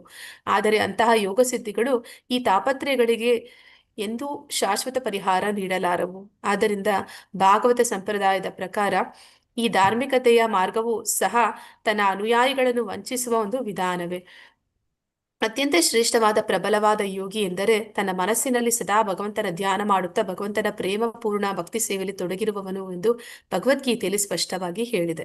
ಅಂದ್ರೆ ಈ ಅಷ್ಟಾಂಗ ಯೋಗಿಗಳು ಅವರು ಬಯಸುವಂಥದ್ದು ಪರಮಾತ್ಮನ, ಅಂದ್ರೆ ಅವರ ಗುರಿ ಸಾಧನೆ ಪರಮಾತ್ಮನನ್ನ ಸಾಕ್ಷಾತ್ಕರಿಸಿಕೊಳ್ಳುವಂಥದ್ದು ಆಗಿದ್ದಾಗ ಮಾತ್ರ ಅದು ಸರಿಯಾದ ನಿಟ್ಟಿನಲ್ಲಿ ಅವರು ಮುಂದುವರಿತಾ ಇದ್ದಾರೆ ಅಂತ ಸ್ವಲ್ಪ ಮಟ್ಟಿಗೆ ಹೇಳ್ಬಹುದು. ಆದ್ರೆ ಹಾಗಿಲ್ಲದೆ ಅವರು ವಿರಾಟ್ ರೂಪವನ್ನ ಧ್ಯಾನ ಮಾಡ್ತಾ ಇದ್ದಾರೆ ಅಂದಾಗ ಮಾಯೆಯ ಒಂದು ಪ್ರಬಲ ಶಕ್ತಿ ಏನು ಅಂತಂದ್ರೆ ಅವಳು ನಮ್ಮ ಒಂದು ವೀಕ್ನೆಸ್ಗಳನ್ನ ಕಂಡುಹಿಡಿದು ನಮ್ಮನ್ನ ದಾರಿ ತಪ್ಪಿಸೋ ಕೆಲಸ ಮಾಡ್ತಾಳೆ ಅಂತ. ಹಾಗೆ ಅವರ ಮುಂದೆ, ಆ ಯೋಗಿಯ ಮುಂದೆ ಮಾಯೆ ಏನ್ ಮಾಡ್ತಾಳೆ? ಈ ಅಷ್ಟಸಿದ್ಧಿಗಳನ್ನ ಕೊಡ್ತಾಳೆ. ಕೊಟ್ಟಾಗ ಆ ವ್ಯಕ್ತಿ ಕೂಡಲೇ ಅವನು ಗುರಿಯನ್ನ ಮರ್ತು ಬಿಡ್ತಾನೆ. ಅಂದ್ರೆ ಭಗವಂತ ಪರಮಾತ್ಮನನ್ನ ತಾನು ಪಡ್ಕೊಳ್ಳೋಕೆ ಇಲ್ಲಿ ಬಂದೆ ಅನ್ನೋದನ್ನ ಮರ್ತೋಗಿ, ನನಗೆ ಈ ಸುಖ ಸಿಗ್ತಾ ಇದೆ, ನಾನು ಇಷ್ಟಪಟ್ಟಿದ್ದೆಲ್ಲ ಪಡ್ಕೊಳ್ಳುವಂತಹ ಒಂದು ಶಕ್ತಿ ಬಂದಿದೆ, ಇದಕ್ಕಿಂತ ಹೆಚ್ಚು ನನ್ಗೇನ್ ಬೇಕು ಅಂತ ಹೇಳಿ ಇಂದ್ರಿಯ ಭೋಗದಲ್ಲಿ ಅವನು ಮುಳುಗ್ಬಿಡ್ತಾನೆ. ಮತ್ತೆ ಇದು ದಾರಿ ತಪ್ಪಿಸುವಂತಹ ವಿಷಯನೇ ಆಯ್ತು, ಮತ್ತೆ ಇದು ಕೂಡ ಕೈತವ ಧರ್ಮನೇ ಆಯ್ತು. ಅದರಿಂದ ಅವನು ಒಂದು ಭಕ್ತಿ ಮಾರ್ಗದಲ್ಲಿ ಮುಂದುವರಿಯೋದಕ್ಕೆ ಸಾಧ್ಯ ಆಗೋದಿಲ್ಲ. ಆದ್ರೆ ನಿಜವಾದ ಅಷ್ಟಾಂಗ ಯೋಗ ಏನು ಅಂತಂದ್ರೆ ಭಗವಂತನನ್ನ ಕುರಿತಾಗಿ ಧ್ಯಾನ ಮಾಡುವಂಥದ್ದು. ಅದನ್ನ ಈ ಭಕ್ತರು ಸಾಧಾರಣವಾಗಿ ಅವರು ತುಂಬಾ ಸುಲಭವಾಗಿ ಮಾಡ್ತಾರೆ ಅಂತ ಹೇಳ್ತಾರೆ. ಅಂದ್ರೆ ಲೀಲಾ ಸ್ಮರಣೆಗಳು ಅನ್ನುವಂಥದ್ದೆಲ್ಲ ಭಗವಂತ ಅವನು ಧಾಮದಲ್ಲಿ ಏನು ಲೀಲೆಗಳನ್ನ ಮಾಡ್ತಾ ಇದ್ದಾನೆ ಅದನ್ನ ಅವರು ಕೂತಲ್ಲಿಯೇ ನೋಡ್ತಾ ಇರ್ತಾರೆ. ಅದನ್ನ ಯೋಗಿಗಳು ಕೂಡ ಪಡೆಯುವಷ್ಟು ಶಕ್ತಿ ಅವ್ರಿಗಿರುತ್ತೆ. ಆದ್ರೆ ಅವ್ರಿಗೆ ಅದರಲ್ಲಿ ಆಸಕ್ತಿ ಇಲ್ಲ. ಅವ್ರಿಗೆ ಇನ್ನ ಒಂದು ದೇಹ ಭಾವನೆ ಅನ್ನುವಂಥದ್ದು, ಇಂದ್ರಿಯ ಭೋಗ ಅನ್ನುವಂಥದ್ರಲ್ಲಿ ಅವರು ಮುಳುಗಿ ಹೋಗಿರ್ತಾರೆ. ಮೇಲೆ ಹೇಳಿದ ಕರ್ಮಕಾಂಡ ಮತ್ತು ಜ್ಞಾನಕಾಂಡಗಳ ಪ್ರಕ್ರಿಯೆಗಳಿಗಿಂತ ಅಸಂಖ್ಯಾತ ದೇವರುಗಳನ್ನು ಪೂಜಿಸುವ ಮಾರ್ಗ ಇನ್ನೂ ಅಪಾಯಕಾರಿ ಮತ್ತು ಸಂದಿಗ್ಧ. ದುರ್ಗೆ, ಶಿವ, ಗಣೇಶ, ಸೂರ್ಯ ಮತ್ತು ನಿರಾಕಾರ ವಿಷ್ಣುವನ್ನು ಪೂಜಿಸುವ ಈ ಪದ್ಧತಿಯನ್ನು ಇಂದ್ರಿಯ ಸುಖಾಪೇಕ್ಷಿಗಳು ಒಪ್ಪುತ್ತಾರೆ. ಶಾಸ್ತ್ರೋಕ್ತವಾದ ವಿಧಿವಿಧಾನಗಳ ಪ್ರಕಾರ ಮೇಲ್ಕಂಡ ದೇವತೆಗಳನ್ನು ಪೂಜಿಸಿದರೆ ಇಂದ್ರಿಯ ಸುಖದ ಬಯಕೆಗಳೇನೋ ಖಂಡಿತ ಈಡೇರುತ್ತವೆ. ಆದರೆ ಅಂತಹ ವಿಧಾನಗಳಿಂದ ದೊರಕುವ ಯಶಸ್ಸು ಖಂಡಿತವಾಗಿ ಕ್ಷಣಿಕವಾದದ್ದು ಮತ್ತು ಇದು ಮಂದಮತಿಗಳಿಗೆ ಮಾತ್ರ ಸರಿಯಾದದ್ದು. ಅಲ್ಲದೆ ಈ ವಿಧಾನಗಳನ್ನು ಈ ಅಭಾವದ ಕಾಲದಲ್ಲಿ ಅನುಸರಿಸುವುದು ತುಂಬಾ ಕಷ್ಟ. ಇದು ಭಗವದ್ಗೀತೆಯ ತೀರ್ಪು. ಅಂತಹ ತಾತ್ಕಾಲಿಕ ಲಾಭಗಳಿಂದ ವಿವೇಕಿಯಾದವನು ತೃಪ್ತನಾಗಬಾರದು.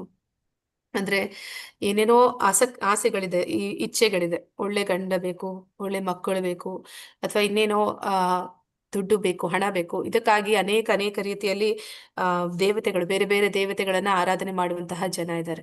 ಅಂದ್ರೆ ಅವ್ರಿಗೆ ಕೂಡಲೇ ಅವ್ರಿಗೆ ಬಯಸಿದ್ದು ಅವ್ರಿಗೆ ಸಿಕ್ಬಿಡ್ಬೇಕು. ಅಂದ್ರೆ ಹೇಳ್ತಾರೆ, ಭಗವಂತ ಕೃಷ್ಣನ ಹತ್ರ ಹೋಗಿ ನಾವೇನಾದ್ರೂ ಬಯಸಿದ್ರೆ ಮೊದಲು ನಮ್ಮನ್ನ ಅದಕ್ಕೆ ಯೋಗ್ಯರನ್ನಾಗಿ ಮಾಡ್ತಾನೆ. ಅಂದ್ರೆ ಧ್ರುವ ಮಹಾರಾಜ ಹೇಗೆ ಭಗವಂತನನ್ನ ಕುರಿತು ಅಂದ್ರೆ ಲೌಕಿಕ ವಿಷಯವನ್ನೇ ಅವನು ಕೇಳಿದ್ರು ಕೂಡ ಭಗವಂತ ಅವನನ್ನ ಮೊದಲು ಅದಕ್ಕೆ ಪಡ್ಕೊಳ್ಳೋಕೆ ಅವನಿಗೆ ಯೋಗ್ಯತೆ ಇದೆಯಾ ಅಂತ ನೋಡಿ, ಯೋಗ್ಯತೆ ಇಲ್ಲ ಅಂದ್ರೆ ಅವನನ್ನ ಯೋಗ್ಯನನ್ನಾಗಿ ಮಾಡಿ ನಂತರ ಅದನ್ನ ಕೊಡ್ತಾನೆ.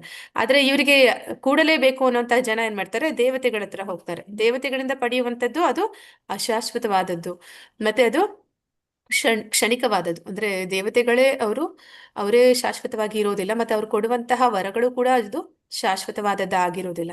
ಮತ್ತೆ ಅದನ್ನ ಪಡ್ಕೊಂಡು ನಾವು ಕೂಡ ಇಲ್ಲಿ ನಿಜವಾದ ಸುಖವನ್ನ ಪಡ್ಕೊಳ್ಳೋದಕ್ಕೆ ಸಾಧ್ಯ ಇಲ್ಲ ಅನ್ನೋದನ್ನಲ್ಲಿ ಹೇಳ್ತಾ ಇದ್ದಾರೆ.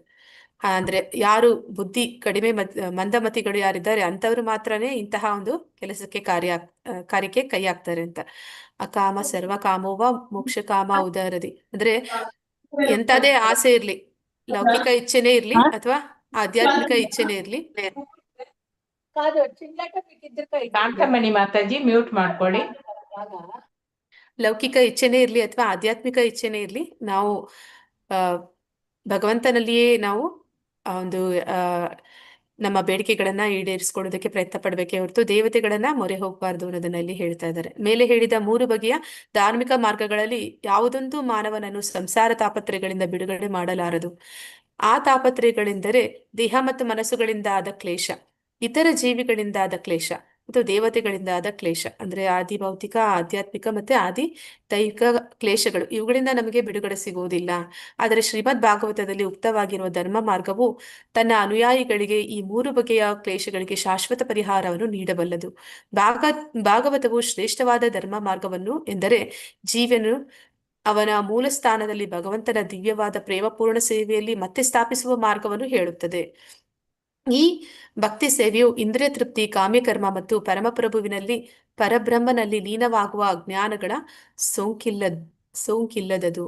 ಅಂದ್ರೆ ಇಲ್ಲಿ ಯಾವುದು ಜ್ಞಾನ ಮಾರ್ಗ, ಕರ್ಮಕಾಂಡ ಅಥವಾ ಅಷ್ಟಾಂಗ ಯೋಗ ಅಥವಾ ದೇವತೆಗಳ ಆರಾಧನೆ, ಇದು ಯಾವುದು ಕೂಡ ಶಾಶ್ವತವಾದ ಪರಿಹಾರವನ್ನ ಕೊಡೋದಕ್ಕೆ ಸಾಧ್ಯ ಇಲ್ಲ. ಶಾಶ್ವತವಾದ ಪರಿಹಾರ ನಮಗೆ ಸಿಗ್ಬೇಕು ಅಂದ್ರೆ ನಾವು ಭಗವಂತನ ಧಾಮಕ್ಕೆ ಹಿಂದಿರುಗಬೇಕು. ಭಗವಂತನ ಧಾಮಕ್ಕೆ ನಮ್ಮನ್ನ ಕರ್ಕೊಂಡು ಹೋಗುವಂತಹ ಒಂದೇ ಒಂದು ಮಾರ್ಗ ಅಂದ್ರೆ ಅದು ಭಕ್ತಿ ಮಾರ್ಗ. ಭಕ್ತಿ ಮಾರ್ಗದಿಂದ ಮಾತ್ರ ನಾವು ಪರಮಾತ್ಮನ ಹತ್ರಕ್ಕೆ ಹೋಗೋದಕ್ಕೆ ಸಾಧ್ಯ, ವೈಕುಂಠ ಲೋಕಗಳಿಗೆ ಹೋಗೋದಕ್ಕೆ ಸಾಧ್ಯ. ಅಲ್ಲಿ ಮಾತ್ರನೇ ಈ ಒಂದು ಉದ್ವಿಗ್ನ ಪರಿಸ್ಥಿತಿ ನಮ್ಗೆ ಇರೋದಿಲ್ಲ. ಅಂದ್ರೆ ಈ ಒಂದು ಕ್ಲೇಶಗಳು ಅಥವಾ ಈ ತಾಪತ್ರಯಗಳು ಇದೆಲ್ಲವೂ ಕೂಡ ಇಲ್ಲದೆ ಇರುವಂತಹ ಜಾಗ ಅಂದ್ರೆ ವೈಕುಂಠ ಲೋಕಗಳು ಮತ್ತೆ ಭಗವಂತನ ಆ ಒಂದು ಗೋಲೋಕ ವೃಂದಾವನ. ಅಲ್ಲಿಗೆ ನಾವು ಹೋದ್ರೆ ಮಾತ್ರ ಎಲ್ಲಾ ಕಷ್ಟಗಳಿಂದ ನಮ್ಗೆ ನಿಜವಾದ ಒಂದು ಶಾಶ್ವತವಾದ ಪರಿಹಾರ ಸಿಗೋದಕ್ಕೆ ಸಾಧ್ಯ. ಅದಕ್ಕೆ ಇರುವಂತ ಏಕೈಕ ಮಾರ್ಗ ಅಂದ್ರೆ ಅದು ಭಾಗವತ ಧರ್ಮ. ಭಾಗವತ ಧರ್ಮದಲ್ಲಿ ಹೇಳುವಂತೆ ನಾವು ಭಗವಂತನ ಮತ್ತೆ ಭಗವಂತನ ಭಕ್ತರ ವಿಷಯವನ್ನ ಕುರಿತಾದಂತಹ ಶ್ರವಣ ಮಾಡೋದ್ರಿಂದ, ಅದನ್ನ ಶ್ರದ್ಧೆಯಿಂದ ಪ್ರತಿದಿನ ಮಾಡೋದ್ರಿಂದ ನಮ್ಗೆ ಅದನ್ನ ಸಾಧಿಸೋದಕ್ಕೆ ಸಾಧ್ಯ ಇದೆ ಅಂತ ಇಲ್ಲಿ ಹೇಳ್ತಾ ಇದ್ದಾರೆ. ಅಂದ್ರೆ ಈ ಒಂದು ಭಾಗವತ ಧರ್ಮದಲ್ಲಿ ಪರಬ್ರಹ್ಮನಲ್ಲಿ ಲೀನ ಆಗುವ ಅಥವಾ ಜ್ಞಾನಗಳ ಸೋಂಕಿಲ್ಲ ಅಂತ ಹೇಳ್ತಾ ಇದ್ದಾರೆ. ಅಂದ್ರೆ ನಾವು ಒಂದು ಅಂಶಿಕ ಸಾಕ್ಷಾತ್ಕಾರ ಅಂತ ಹೇಳ್ತಾರೆ, ಸಾಯುಜ್ಯ ಮೋಕ್ಷ ಅನ್ನುವಂಥದ್ದು, ಭಗವಂತನಲ್ಲಿ ಒಂದಾಗುವಂಥದ್ದು. ಅಂತಹ ಒಂದು ವಿಚಾರ ಅಂದ್ರೆ ಅಂತಹ ಒಂದು ಅಪಾಯ, ಅದು ಕೂಡ ಅಪಾಯನೇ, ಮತ್ತೆ ವಾಪಸ್ ನಮ್ಮನ್ನ ಈ ಭೌತಿಕ ಜಗತ್ತಿಗೆ ತರುವಂಥದ್ದು. ಅಂತಹ ಸೋಂಕು ಈ ಒಂದು ಭಾಗವತ ಧರ್ಮಕ್ಕೆ ಇಲ್ಲ ಅಂತ ಹೇಳಿ ಹೇಳ್ತಾ ಇದ್ದಾರೆ. ಇಂದ್ರಿಯ ಸುಖವನ್ನು ಅದು ಸ್ಥೂಲವಾಗಲಿ ಸೂಕ್ಷ್ಮವಾಗಲಿ ಆಧರಿಸಿದ ಯಾವುದೇ ಧಾರ್ಮಿಕತೆಯನ್ನು ಕಪಟ ಧರ್ಮವೆಂದು ಪರಿಗಣಿಸಬೇಕು. ಧನ್ಯವಾದಗಳು ಮಾತಾಜಿ. ಅಂದ್ರೆ ಇಲ್ಲಿ ಸೂಕ್ಷ್ಮ ರೂಪದಲ್ಲಿ ಇರ್ಲಿ ಅಥವಾ ಸ್ಥೂಲ ರೂಪದಲ್ಲಿ ಇರ್ಲಿ, ನಾವು ಯಾವುದೇ ಒಂದು ಅಂದ್ರೆ ಈಗ ನೋಡಿದ್ವಿ ಯೋಗಿಗಳು ಪಡೆಯುವಂತಹ ಸಿದ್ಧಿಗಳು, ಅದು ಕೂಡ ಸ್ಥೂಲ ಅಥವಾ ಸೂಕ್ಷ್ಮ ರೂಪದಲ್ಲಿ ಇರುವಂತಹ ಇಂದ್ರಿಯ ಸುಖನೇ ಆಗಿರುತ್ತೆ. ಆ ಕಾರಣದಿಂದಲೇ ಆ ಮಾಯೆ ಅವನನ್ನ ದಾರಿ ತಪ್ಪಿಸೋದಕ್ಕೆ ಸಾಧ್ಯ ಆಗುತ್ತೆ. ಅದೇ ರೀತಿ ಸಾಯುಜ್ಯ ಮೋಕ್ಷ ಅನ್ನುವಂಥದ್ದು ಕೂಡ ಹಾಗೆ ಸೂಕ್ಷ್ಮ ರೂಪದಲ್ಲಿ ಇರುವಂತಹ ಇಂದ್ರಿಯ ಸುಖನೇ. ಅಂದ್ರೆ ನನ್ನ ಒಂದು ಕಷ್ಟಗಳಿಗೆ ತಾತ್ಕಾಲಿಕ ಪರಿಹಾರ ಸಿಕ್ಕಿದ್ರೆ ಸಾಕು, ನನಗೆ ಶಾಂತಿ ನೆಮ್ಮದಿ ಸಿಕ್ಕಿದ್ರೆ ಸಾಕು ಅಂತ ಅಲ್ಲಿ ಹೋಗುವಂಥದ್ದು. ಆದ್ರೆ ನಿಜವಾದ ಶಾಂತಿ ನೆಮ್ಮದಿ ನಮ್ಗೆ ಅಲ್ಲಿ ದೊರಕೋದಿಲ್ಲ. ಇದೆಲ್ಲವೂ ಕೂಡ ಕೈತವ ಧರ್ಮ, ಕಪಟ ಧರ್ಮ ಅಂತ ಇಲ್ಲಿ ಹೇಳ್ತಾ ಇದ್ದಾರೆ. ಪ್ರೋಚಿತ ಎಂಬ ಪದ ಮಹತ್ವಪೂರ್ಣವಾದುದು. ಎಂದರೆ ಸಂಪೂರ್ಣವಾದ, ಮತ್ತೆ ಉಜ್ಜಿತ ಎಂದರೆ ತಿರಸ್ಕೃತ ಎಂದರ್ಥ. ಅಂದ್ರೆ ಪರಿಪೂರ್ಣವಾಗಿ ಕೈತವ ಧರ್ಮವನ್ನ ಅವರು ತಿರಸ್ಕಾರ ಮಾಡ್ತಾ ಇದ್ದಾರೆ. ಕಾಮ್ಯಕರ್ಮಗಳು ಸ್ಥೂಲ ಇಂದ್ರಿಯಗಳನ್ನು ತೃಪ್ತಿಪಡಿಸುತ್ತವೆ. ಬ್ರಹ್ಮನೊಡನೆ ಒಂದಾಗುವ ಸಲುವಾಗಿ ಪಡೆಯುವ ಆಧ್ಯಾತ್ಮಿಕ ಜ್ಞಾನ ಸೂಕ್ಷ್ಮ ಇಂದ್ರಿಯವನ್ನು ತೃಪ್ತಿಪಡಿಸುತ್ತದೆ. ಅಂದ್ರೆ ಕಾಮ್ಯಕರ್ಮಗಳು, ಕರ್ಮಕಾಂಡಿಯ ಮಾರ್ಗದಲ್ಲಿ ನಾವು ಪಡ್ಕೊಳ್ಳುವಂತಹ ಇಂದ್ರಿಯ ತೃಪ್ತಿ ಅದು ಸ್ಥೂಲ ಅಂತ ಇಲ್ಲಿ ಹೇಳ್ತಾ ಇದ್ದಾರೆ. ಆದ್ರೆ ಜ್ಞಾನಕಾಂಡದಲ್ಲಿ ನಾವು ಪಡ್ಕೊಳ್ಳುವಂಥದ್ದು ಅಂದ್ರೆ ಭಗವಂತನಲ್ಲಿ ಒಂದಾಗಬೇಕು ಅಂತ ಏನು ನಾವು ಬಯಸ್ತಾ ಇದೀವಿ, ಅದು ಸೂಕ್ಷ್ಮ ರೂಪದಲ್ಲಿ ಇರುವಂತಹದ ಇಂದ್ರಿಯ ಸುಖನೆ ಅಂತ ಹೇಳಿ ಹೇಳ್ತಾ ಇದ್ದಾರೆ. ಸ್ಥೂಲ ಮತ್ತೆ ಸೂಕ್ಷ್ಮ ಇಂದ್ರಿಯ ತೃಪ್ತಿಯನ್ನು ಆಧರಿಸಿದ ಇಂತಹ ಕಪಟ ಧಾರ್ಮಿಕತೆಗಳನ್ನೆಲ್ಲ ಭಾಗವತ ಧರ್ಮವು ಅಂದ್ರೆ ಜೀವಿಯ ಶಾಶ್ವತವಾದ ದಿವ್ಯ ಧರ್ಮವು ಸಂಪೂರ್ಣವಾಗಿ ತಿರಸ್ಕರಿಸುತ್ತದೆ. ಅಂದ್ರೆ ನಮ್ಗೆ ಭಗವಂತನ ಬಳಿಗೆ ಹೋಗ್ಬೇಕು, ಅವನ ಭಕ್ತಿ ಸೇವೆಯಲ್ಲಿ ಸದಾ ತೊಡಗಿರ್ಬೇಕು, ಅಂದ್ರೆ ಅವನ ಸೇವೆಯನ್ನು ಮಾಡುವಂತಹ ಒಂದು ಅವಕಾಶ ನಮ್ಗೆ ಸಿಗ್ಬೇಕು. ಅದನ್ನೇ ಇಲ್ಲಿ ಭಾಗವತ ಧರ್ಮ ತಿಳಿಸ್ಕೊಡ್ತಾ ಇರುವಂತದ್ದು. ಭಾಗವತ ಧರ್ಮ ಅಥವಾ ಶ್ರೀಮದ್ ಭಾಗವತದಲ್ಲಿ ಹೇಳಿರುವ ಧಾರ್ಮಿಕ ತತ್ವ ಇರುವುದು ಕಪಟ ಧಾರ್ಮಿಕತೆಯ ಇಂದ್ರಿಯ ಸುಖಕ್ಕೆ ಸ್ವಲ್ಪವೂ ಬೆಲೆ ಕೊಡದ ಶ್ರೇಷ್ಠ ಮಹಾತ್ಮರಿಗಾಗಿ. ಅಂದ್ರೆ ಯಾರು ಭಾಗವತರು ಅಂತಂದ್ರೆ ಅವರಿಗೆ ಯಾವುದೇ ಅವರ ಇಂದ್ರಿಯ ಸುಖವನ್ನ ಅವ್ರು ಯಾವತ್ತು ಬಯಸೋದಿಲ್ಲ. ಅವರು ಸದಾ ಭಗವಂತನ ಇಂದ್ರಿಯಗಳನ್ನ ತೃಪ್ತಿಪಡಿಸೋದ್ರಲ್ಲಿ ತೊಡಗಿರ್ತಾರೆ. ಭಗವದ್ಗೀತೆಯ ತತ್ವಗಳನ್ನು ಭಾಗವತದಲ್ಲಿ ಇನ್ನೂ ಪ್ರೌಢವಾದ ರೀತಿಯಲ್ಲಿ ನಿರೂಪಿಸಲಾಗಿದೆ. ಕಾಮ್ಯಕರ್ಮಿಗಳು ಉಚ್ಛ್ರಾಯ ಬಯಸುವವರು, ಅನುಭವ ಅನುಭವೈಕವಾದಿಗಳು ಮತ್ತು ಮೋಕ್ಷಕಾಂಕ್ಷಿಗಳು ಮೊಟ್ಟ ಮೊದಲ ಅಪೇಕ್ಷೆ ಎಂದರೆ ತಮ್ಮ ಐಹಿಕ ಸ್ಥಾನಮಾನವನ್ನು ಏರಿಸಿಕೊಳ್ಳುವುದು. ಅಂದ್ರೆ ಯಾರೆಲ್ಲ ಈ ಕರ್ಮಕಾಂಡಿಗಳಿದ್ದಾರೆ ಅಥವಾ ಜ್ಞಾನಿಗಳಿದ್ದಾರೆ ಅಥವಾ ಯೋಗಿಗಳಿದ್ದಾರೆ, ಅವರ ಒಂದು ಇಚ್ಛೆ ಏನು ಅಂತಂದ್ರೆ ಅವರು ಯಾವ ಒಂದು ಸ್ಥಾನದಲ್ಲಿದ್ದಾರೆ ಅದಕ್ಕಿಂತ ಅಂದ್ರೆ ಮತ್ತೆ ಇದು ಅದೇ ಆಯ್ತು. ನಮ್ಮ ನಿಜವಾದ ಭಗವದ್ಗೀತೆಯಲ್ಲಿ ಹೇಳಿರುವಂತ ಶಾಂತಿ ಮಂತ್ರ ಯಾರಾದ್ರೂ ನೆನಪಿದ್ರೆ ಹೇಳ್ತೀರಾ? ಹರೇ ಕೃಷ್ಣ. ಭೋಕ್ತಾರಂ ಯಜ್ಞ ತಪಸ ಸರ್ವಲೋಕ ಮಹೇಶ್ವರ ಸುಹೃದಂ ಸರ್ವಭೂತಾನಾಂ ಜ್ಞಾತ್ವಾ ಮಾಂ ಶಾಂತಿ ಜ್ಞಾತ್ವಾ ಮಾಂ ಶಾಂತಿ ಮಾಂ ಶಾಂತಿ ಮೃಚ್ಛತಿ. ಮೃಚ್ಛತಿ. Okay. ಅಂದ್ರೆ ನಮ್ಗೆ ನಿಜವಾಗ್ಲೂ ಶಾಂತಿ ಬೇಕು ಅಂತಂದ್ರೆ ಭಗವಂತನ ಸೇವೆಯಲ್ಲಿ ತೊಡಗ್ಬೇಕು. ಭಗವಂತನೇ ಭೋಕ್ತಾರ, ಭಗವಂತನೇ ಎಲ್ಲದರ ನಿಯಾಮಕ, ಒಡೆಯ, ಇದೆಲ್ಲವನ್ನು ನಿಯಂತ್ರಕ, ಇದನ್ನ ನಾವು ತಿಳ್ಕೋಬೇಕು. ಅದನ್ನ ಬಿಟ್ಟು ನಾನು ಒಡೆತನವನ್ನ ಸಾಧಿಸ್ತೀನಿ, ನಾನು ನಿಯಂತ್ರಣ ಮಾಡ್ತೀನಿ ಅಥವಾ ನಾನು ಭೋಗಿಸ್ತೀನಿ ಅಂತ ಯಾವಾಗ ಅನ್ಕೋತೀವಿ, ಕರ್ಮಕಾಂಡಿಗಳು ಅವ್ರು ಭೋಗಿಸ್ಬೇಕು ಅನ್ಕೊಂತಾರೆ. ಜ್ಞಾನಿಗಳು ಅವ್ರು ಏನ್ ಮಾಡ್ತಾರೆ, ಅವರು ಶ್ರೇಷ್ಠತೆಯನ್ನ ಪಡಿಬೇಕು ಅನ್ಕೊಂತಾರೆ. ಅಂದ್ರೆ ಭಗವಂತನಲ್ಲಿ ಒಂದಾಗುವಂತಹ ಒಂದು ಆಸೆನ ಮೋಕ್ಷಾಕಾಂಕ್ಷಿಗಳು ಆಗಿರ್ತಾರೆ. ಮತ್ತೆ ಈ ಒಂದು ಸಿದ್ಧಿಗಳನ್ನ ಪಡೆದಂತವ್ರು ಏನ್ ಮಾಡ್ತಾರೆ, ಅವರು ನಿಯಂತ್ರಣ ಮಾಡುವಂಥದ್ದು, ಎಲ್ಲವನ್ನು ನಿಯಂತ್ರಣ ಮಾಡ್ಬೇಕು, ಎಲ್ಲವನ್ನು ಭೋಗಿಸ್ಬೇಕು ಅಥವಾ ಎಲ್ಲವನ್ನು ಒಡೆತನ ಸಾಧಿಸ್ಬೇಕು ಅಂತ ಅನ್ಕೊಳ್ತಾರೆ. ಇದೆಲ್ಲವೂ ಕೂಡ ನಿಜವಾದ ಶಾಂತಿಯನ್ನ ಕೊಡೋದಕ್ಕೆ ಸಾಧ್ಯ ಇಲ್ಲ. ಆದ್ರೆ ಈ ಒಂದು ಅವರಿಗೆ ಭಕ್ತರಿಗೆ ಅಂತಹ ಸ್ವಾರ್ಥಪೂರಿತ ಆಸೆ ಆಕಾಂಕ್ಷೆಗಳಿಲ್ಲ. ಆದ್ರೆ ಭಕ್ತರಿಗೆ ಅಂತಹ ಆಸೆಗಳಿರೋದಿಲ್ಲ. ಅವರು ಭಗವತ್ ಸೇವೆಯನ್ನು ಕೇವಲ ಭಗವಂತನ ತೃಪ್ತಿಗಾಗಿ ಮಾಡುತ್ತಾರೆ. ಅಂದ್ರೆ ಅವರು ಮಾಡುವಂತಹ ಪ್ರತಿಯೊಂದು ಕಾರ್ಯವೂ ಕೂಡ ಅವರ ಇಚ್ಛೆಯಂತೆ ಅವ್ರು ಮಾಡೋದಿಲ್ಲ. ಆ ಸೇವೆಯನ್ನು ಕೂಡ ಭಗವಂತನಿಗೆ ಸಂತೋಷ ಪಡಿಸ್ಬೇಕು, ಅವನಿಗೆ ತೃಪ್ತಿ ಆಗ್ತಿದ್ಯಾ ಅಂತ ತಿಳಿದು ಮಾಡ್ತಾರೆ. ಅರ್ಜುನನು ಹಿಂಸಾವಾದಿಯಾಗಿ ಶ್ರದ್ಧಾ ಭಕ್ತಿಯುಳ್ಳವನಾಗಿ ತನ್ನ ಇಂದ್ರಿಯ ತೃಪ್ತಿಪಡಿಸಲು ಮೊದಲಿಗೆ ಯುದ್ಧ ಮಾಡದಿರಲು ತೀರ್ಮಾನಿಸಿದನು. ಅಂದ್ರೆ ಅರ್ಜುನ ಪ್ರಾರಂಭದಲ್ಲಿ ಆ ಒಂದು ಅರ್ಜುನ ವಿಷಾದ ಯುಗದಲ್ಲಿ ನೋಡ್ತೀವಿ, ನನ್ನ ತಾತ, ನನ್ನ ಗುರು, ನನ್ನವರು ದೇಹ ಸಂಬಂಧಗಳಲ್ಲಿದ್ದಾನೆ, ಮತ್ತೆ ಆ ಕಾರಣದಿಂದ ನಾನು ಅವರನ್ನ ಕೊಲ್ಲೋದಿಲ್ಲ, ನನಗೆ ಯುದ್ಧ ಬೇಡ, ಸನ್ಯಾಸ ಸ್ವೀಕಾರ ಮಾಡ್ತೇನೆ. ಅಂದ್ರೆ ಅವನು ಅವನದೇ ಸ್ವಾರ್ಥವನ್ನಷ್ಟೇ ಅವನು ಯೋಚನೆ ಮಾಡ್ತಾ ಇದ್ದ.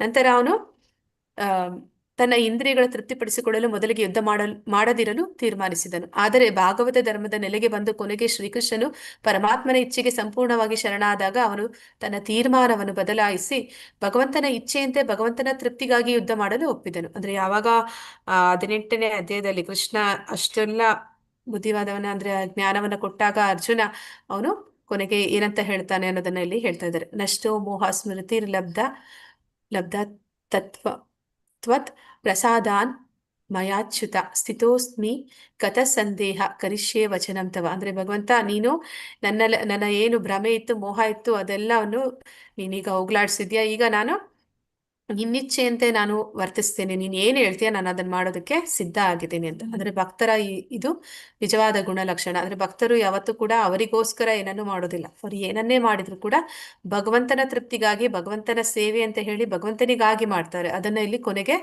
ಅರ್ಜುನ ಮಾಡೋದಕ್ಕೆ ಸಿದ್ಧ ಆಗ್ತಾನೆ. ಈ ಶುದ್ಧ ಪ್ರಜ್ಞೆಯಲ್ಲಿರುವುದೇ ಜೀವಿಯ ನಿಜವಾದ ನೆಲೆ. ಜೀವಿಯು ತನ್ನ ನಿರ್ಮಲವಾದ ಪರಿಶುದ್ಧವಾದ ಆಧ್ಯಾತ್ಮಿಕ ನೆಲೆಗೆ ಅಡ್ಡ ಬರುವ ಯಾವುದೇ ಧಾರ್ಮಿಕ ಪ್ರಕ್ರಿಯೆಯನ್ನು ಕಪಟ ಧಾರ್ಮಿಕತೆ ಎಂದೇ ಪರಿಗಣಿಸಬೇಕು. ಅಂದ್ರೆ ಯಾರು ಭಕ್ತಿ ಮಾರ್ಗದಲ್ಲಿ ಮುಂದುವರಿತಾರೆ, ಆ ಭಕ್ತಿ ಮಾರ್ಗದಲ್ಲಿ ಯಾವುದೇ ಅಡೆತಡೆಗಳು ಬಂದ್ರೆ, ಅಂದ್ರೆ ಈಗ ಪರಮಾತ್ಮನನ್ನ ಸಾಕ್ಷಾತ್ಕರಿಸಿಕೊಳ್ಳೋದಕ್ಕೆ ಅಷ್ಟಾಂಗ ಯೋಗ ಇದೆ, ಆದ್ರೆ ಅದನ್ನ ಮಾಡುವಾಗ ಸಿದ್ಧಿಗಳು ಸಿಗುತ್ತೆ. ಆ ಸಿದ್ಧಿಗಳಿಂದ ಒಬ್ಬ ವ್ಯಕ್ತಿ ಅವನ ಒಂದು ಪಥವನ್ನ ತಪ್ತಾನೆ ಅಂತಂದ್ರೆ ಅದು ಕಪಟ ಧಾರ್ಮಿಕತೆ ಅಂತಾನೆ ಹೇಳ್ತಾ ಇದ್ದಾರೆ. ಅಂದ್ರೆ ನಾವು ಇವಾಗ ಪಾಪ ಪುಣ್ಯ ನೋಡ್ತೀವಿ, ಅಂದ್ರೆ ಬಡವರಿಗೆ ಸಹಾಯ ಮಾಡುವಂಥದ್ದು ಅಥವಾ ಯಾವುದೋ ಒಂದು ಹಾಸ್ಪಿಟಲ್ ಕಟ್ಟಿಸುವಂಥದ್ದು ಅಥವಾ ಇನ್ನೇನೋ ಒಂದು ಶಿಕ್ಷಣ ಕೊಡುವಂಥದ್ದು, ಇದೆಲ್ಲವೂ ಕೂಡ ಹೊರಗಿನಿಂದ ನೋಡೋದಕ್ಕೆ ಉಪಧರ್ಮ. ಅಂದ್ರೆ ನಮ್ಗೆ ಅನ್ಸುತ್ತೆ ಇದರಿಂದ ತುಂಬಾ ಒಳ್ಳೆ ಕಾರ್ಯ ಅದು ಅಂತ, ಪುಣ್ಯ ಸಿಗುತ್ತೆ ಅಂತ. ಆದ್ರೆ ಪುಣ್ಯ ಸಿಕ್ಕಿದ್ರು ಕೂಡ ಏನು ಪ್ರಯೋಜನ ಇಲ್ಲ. ಅದು ಶಾಶ್ವತವಾಗಿ ಅವ್ರಿಗೂ ಸಹಾಯ ಆಗೋದಿಲ್ಲ, ನಮಗೂ ಸಹಾಯಕ್ಕೆ ಬರೋದಿಲ್ಲ. ಆದ್ರೆ ನಿಜವಾದ ಯಾವುದು ಸಹಾಯಕ್ಕೆ ಬರುವಂಥದ್ದು ಅಂದ್ರೆ ಅದು ಭಾಗವತ ಧರ್ಮ. ನಿಜವಾದ ಧರ್ಮ ಎಂದರೆ ಸ್ವಯಂ ಪ್ರೇರಿತ ಪ್ರೇಮಪೂರ್ಣ ಭಕ್ತಿ ಸೇವೆ. ಭಗವಂತನೊಡನೆ ಜೀವಿಯು ಈ ಭಕ್ತಿ ಸೇವಾ ಸಂಬಂಧವು ನಿತ್ಯವಾದ ಸಂಬಂಧ. ಭಗವಂತನನ್ನು ವಸ್ತು ಎಂದು, ಜೀವಿಯನ್ನು ವಾಸ್ತವಗಳು ಎಂದು ಹೇಳಲಾಗಿದೆ. ವಾಸ್ತವ ಅಂದರೆ ವಸ್ತುವಿನ ಸಂಬಂಧದ ಅಸ್ತಿತ್ವವಿರುವ ಅನಂತ ಮಾದರಿಗಳು. ವಾಸ್ತವಗಳು ಮತ್ತು ವಸ್ತುಗಳ ನಡುವಣ ಸಂಬಂಧವನ್ನು ಎಂದೂ ನಾಶ ಮಾಡಲು ಸಾಧ್ಯವಿಲ್ಲ, ಏಕೆಂದರೆ ಅದು ಜೀವಿಗಳಲ್ಲಿ ಅಂತರ್ಗತವಾಗಿರುವ ಶಾಶ್ವತವಾದ ಗುಣ. ಅಂದ್ರೆ ನಾವು ಭಗವಂತನ ಜೀವೇರಿ ಸ್ವರೂಪೋಯ್ ನಿತ್ಯರೇ ಅಲ್ಲ ಕೃಷ್ಣೇರಿ ನಿತ್ಯ ದಾಸ. ಅಂದ್ರೆ ನಾವೆಲ್ಲರೂ ಕೂಡ ಭಗವಂತನ ನಿತ್ಯ ದಾಸರು. ಅಂದ್ರೆ ಯಾಕೆಂದ್ರೆ ನಾವೆಲ್ಲರೂ ಭಗವಂತನ ವಿಭಿನ್ನ ಅಂಶಗಳು, ನಾವೆಲ್ಲರೂ ಕೂಡ ಭಗವಂತನಿಂದಲೇ ಬಂದಿರುವಂತವ್ರು. ಹಾಗಿರ್ಬೇಕಾದ್ರೆ ನಮ್ಮ ಸಂಬಂಧ ಅನ್ನುವಂಥದ್ದು ಭಗವಂತನ ಜೊತೆ ಅದು ಶಾಶ್ವತವಾದದ್ದು ಅಂತ ಇಲ್ಲಿ ಹೇಳ್ತಾ ಇದ್ದಾರೆ. ಭೌತಿಕ ಪ್ರಕೃತಿಯ ಸಂಸರ್ಗದಿಂದ ಜೀವಿಗಳಲ್ಲಿ ಭವರೋಗದ ಕುರುಹುಗಳು ಕಾಣಿಸಿಕೊಳ್ಳುತ್ತವೆ. ಅಂದ್ರೆ ಯಾವಾಗ ಈ ಭೌತಿಕ ಜಗತ್ತಿಗೆ ಭಗವಂತನನ್ನ ಧಿಕ್ಕರಿಸಿ ನಾವು ಬರ್ತೀವಿ, ಆಗ ಈ ಭೂಮಿ ಮೇಲೆ ಹುಟ್ಟುತ್ತೀವಿ. ಭೂಮಿ ಮೇಲೆ ಹುಟ್ಟಿದಾಗ ಅಂದ್ರೆ ಪಂಚಭೂತಗಳಿಂದ ಆದಂತಹ ದೇಹ ನಮ್ಗೆ ಸಿಗುತ್ತೆ. ಇಲ್ಲಿ ಬಂದ ಮೇಲೆ ಈ 3 ಸತ್ವಗುಣ, ರಜೋಗುಣ, ತಮೋ ಗುಣ, ಈ ಗುಣಗಳು ನಮ್ಮನ್ನ ಬಂಧಿಸಿ ಬಿಡುತ್ತೆ. ಅದನ್ನ ಇಲ್ಲಿ ಭವರೋಗ ಅಂತ ಇಲ್ಲಿ ಹೇಳ್ತಾ ಇದ್ದಾರೆ. ಈ ಭವರೋಗವನ್ನು ವಾಸಿ ಮಾಡುವುದು ಮಾನವ ಜನ್ಮದ ಪರಮ ಗುರಿ. ಈ ರೋಗವನ್ನು ವಾಸಿ ಮಾಡುವ ಪ್ರಕ್ರಿಯೆಯನ್ನು ಭಾಗವತ ಧರ್ಮ ಅಥವಾ ಸನಾತನ ಧರ್ಮ, ನಿಜವಾದ ಧರ್ಮ ಎಂದು ಕರೆಯುತ್ತಾರೆ. ಅಂದ್ರೆ ಈ ಗುಣಗಳನ್ನ ಮೀರಿ ಶುದ್ಧ ಸತ್ವಕ್ಕೆ ಏರಬೇಕು ಅಂತಂದ್ರೆ ನಾವು ಭಾಗವತ ಧರ್ಮವನ್ನ ಅನುಸರಣೆ ಮಾಡಬೇಕು. ಇದನ್ನು ಶ್ರೀಮದ್ ಭಾಗವತದ ಪುಟಗಳಲ್ಲಿ ವಿವರಿಸಲಾಗಿದೆ. ಆದ್ದರಿಂದ ಹಿಂದಿನ ಜನ್ಮಗಳಲ್ಲಿ ಮಾಡಿದ ಪುಣ್ಯ ಕಾರ್ಯಗಳಿಂದಾಗಿ ಯಾವನು ಶ್ರೀಮದ್ ಭಾಗವತ ಶ್ರವಣ ಮಾಡಲು ಕಾತರನಾಗಿರುವನೋ ಅವನು ತನ್ನ ಹೃದಯದೊಳಗೆ ಭಗವಂತನು ಇದ್ದಾನೆ ಎಂಬುದನ್ನು ಮನಗಂಡು ತನ್ನ ಜೀವನವನ್ನು ಸಾರ್ಥಕ ಮಾಡಿಕೊಳ್ಳುತ್ತಾನೆ. ಅಂದ್ರೆ ಈ ಶ್ರೀಮದ್ ಭಾಗವತವನ್ನ ನಾವು ಓದಬೇಕು ಅಂದ್ರೂ ಕೂಡ ಅನೇಕ ಹಿಂದಿನ ಜನ್ಮಗಳಲ್ಲಿ ಪುಣ್ಯ ಕಾರ್ಯಗಳನ್ನ ಮಾಡಿರ್ಬೇಕು.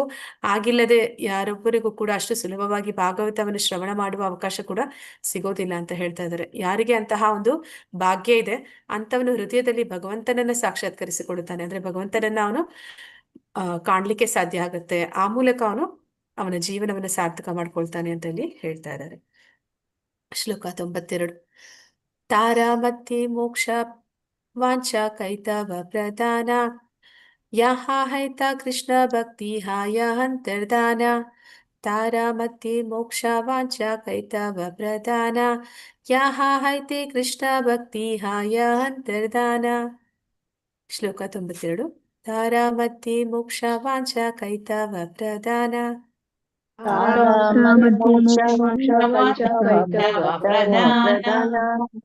ಯಹ ಹೈತೆ ಕೃಷ್ಣ ಭಕ್ತಿ ಹಾಯ ಅಂತರ್ಧಾನ. ತಾರಾಮತಿ ಮೋಕ್ಷ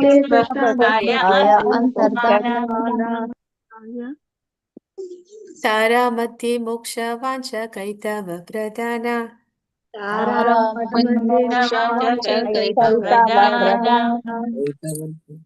ಯಹ ಹೈತೆ ಕೃಷ್ಣ ಭಕ್ತಿ ಹಾಯ ಅಂತರ್ಧಾನ.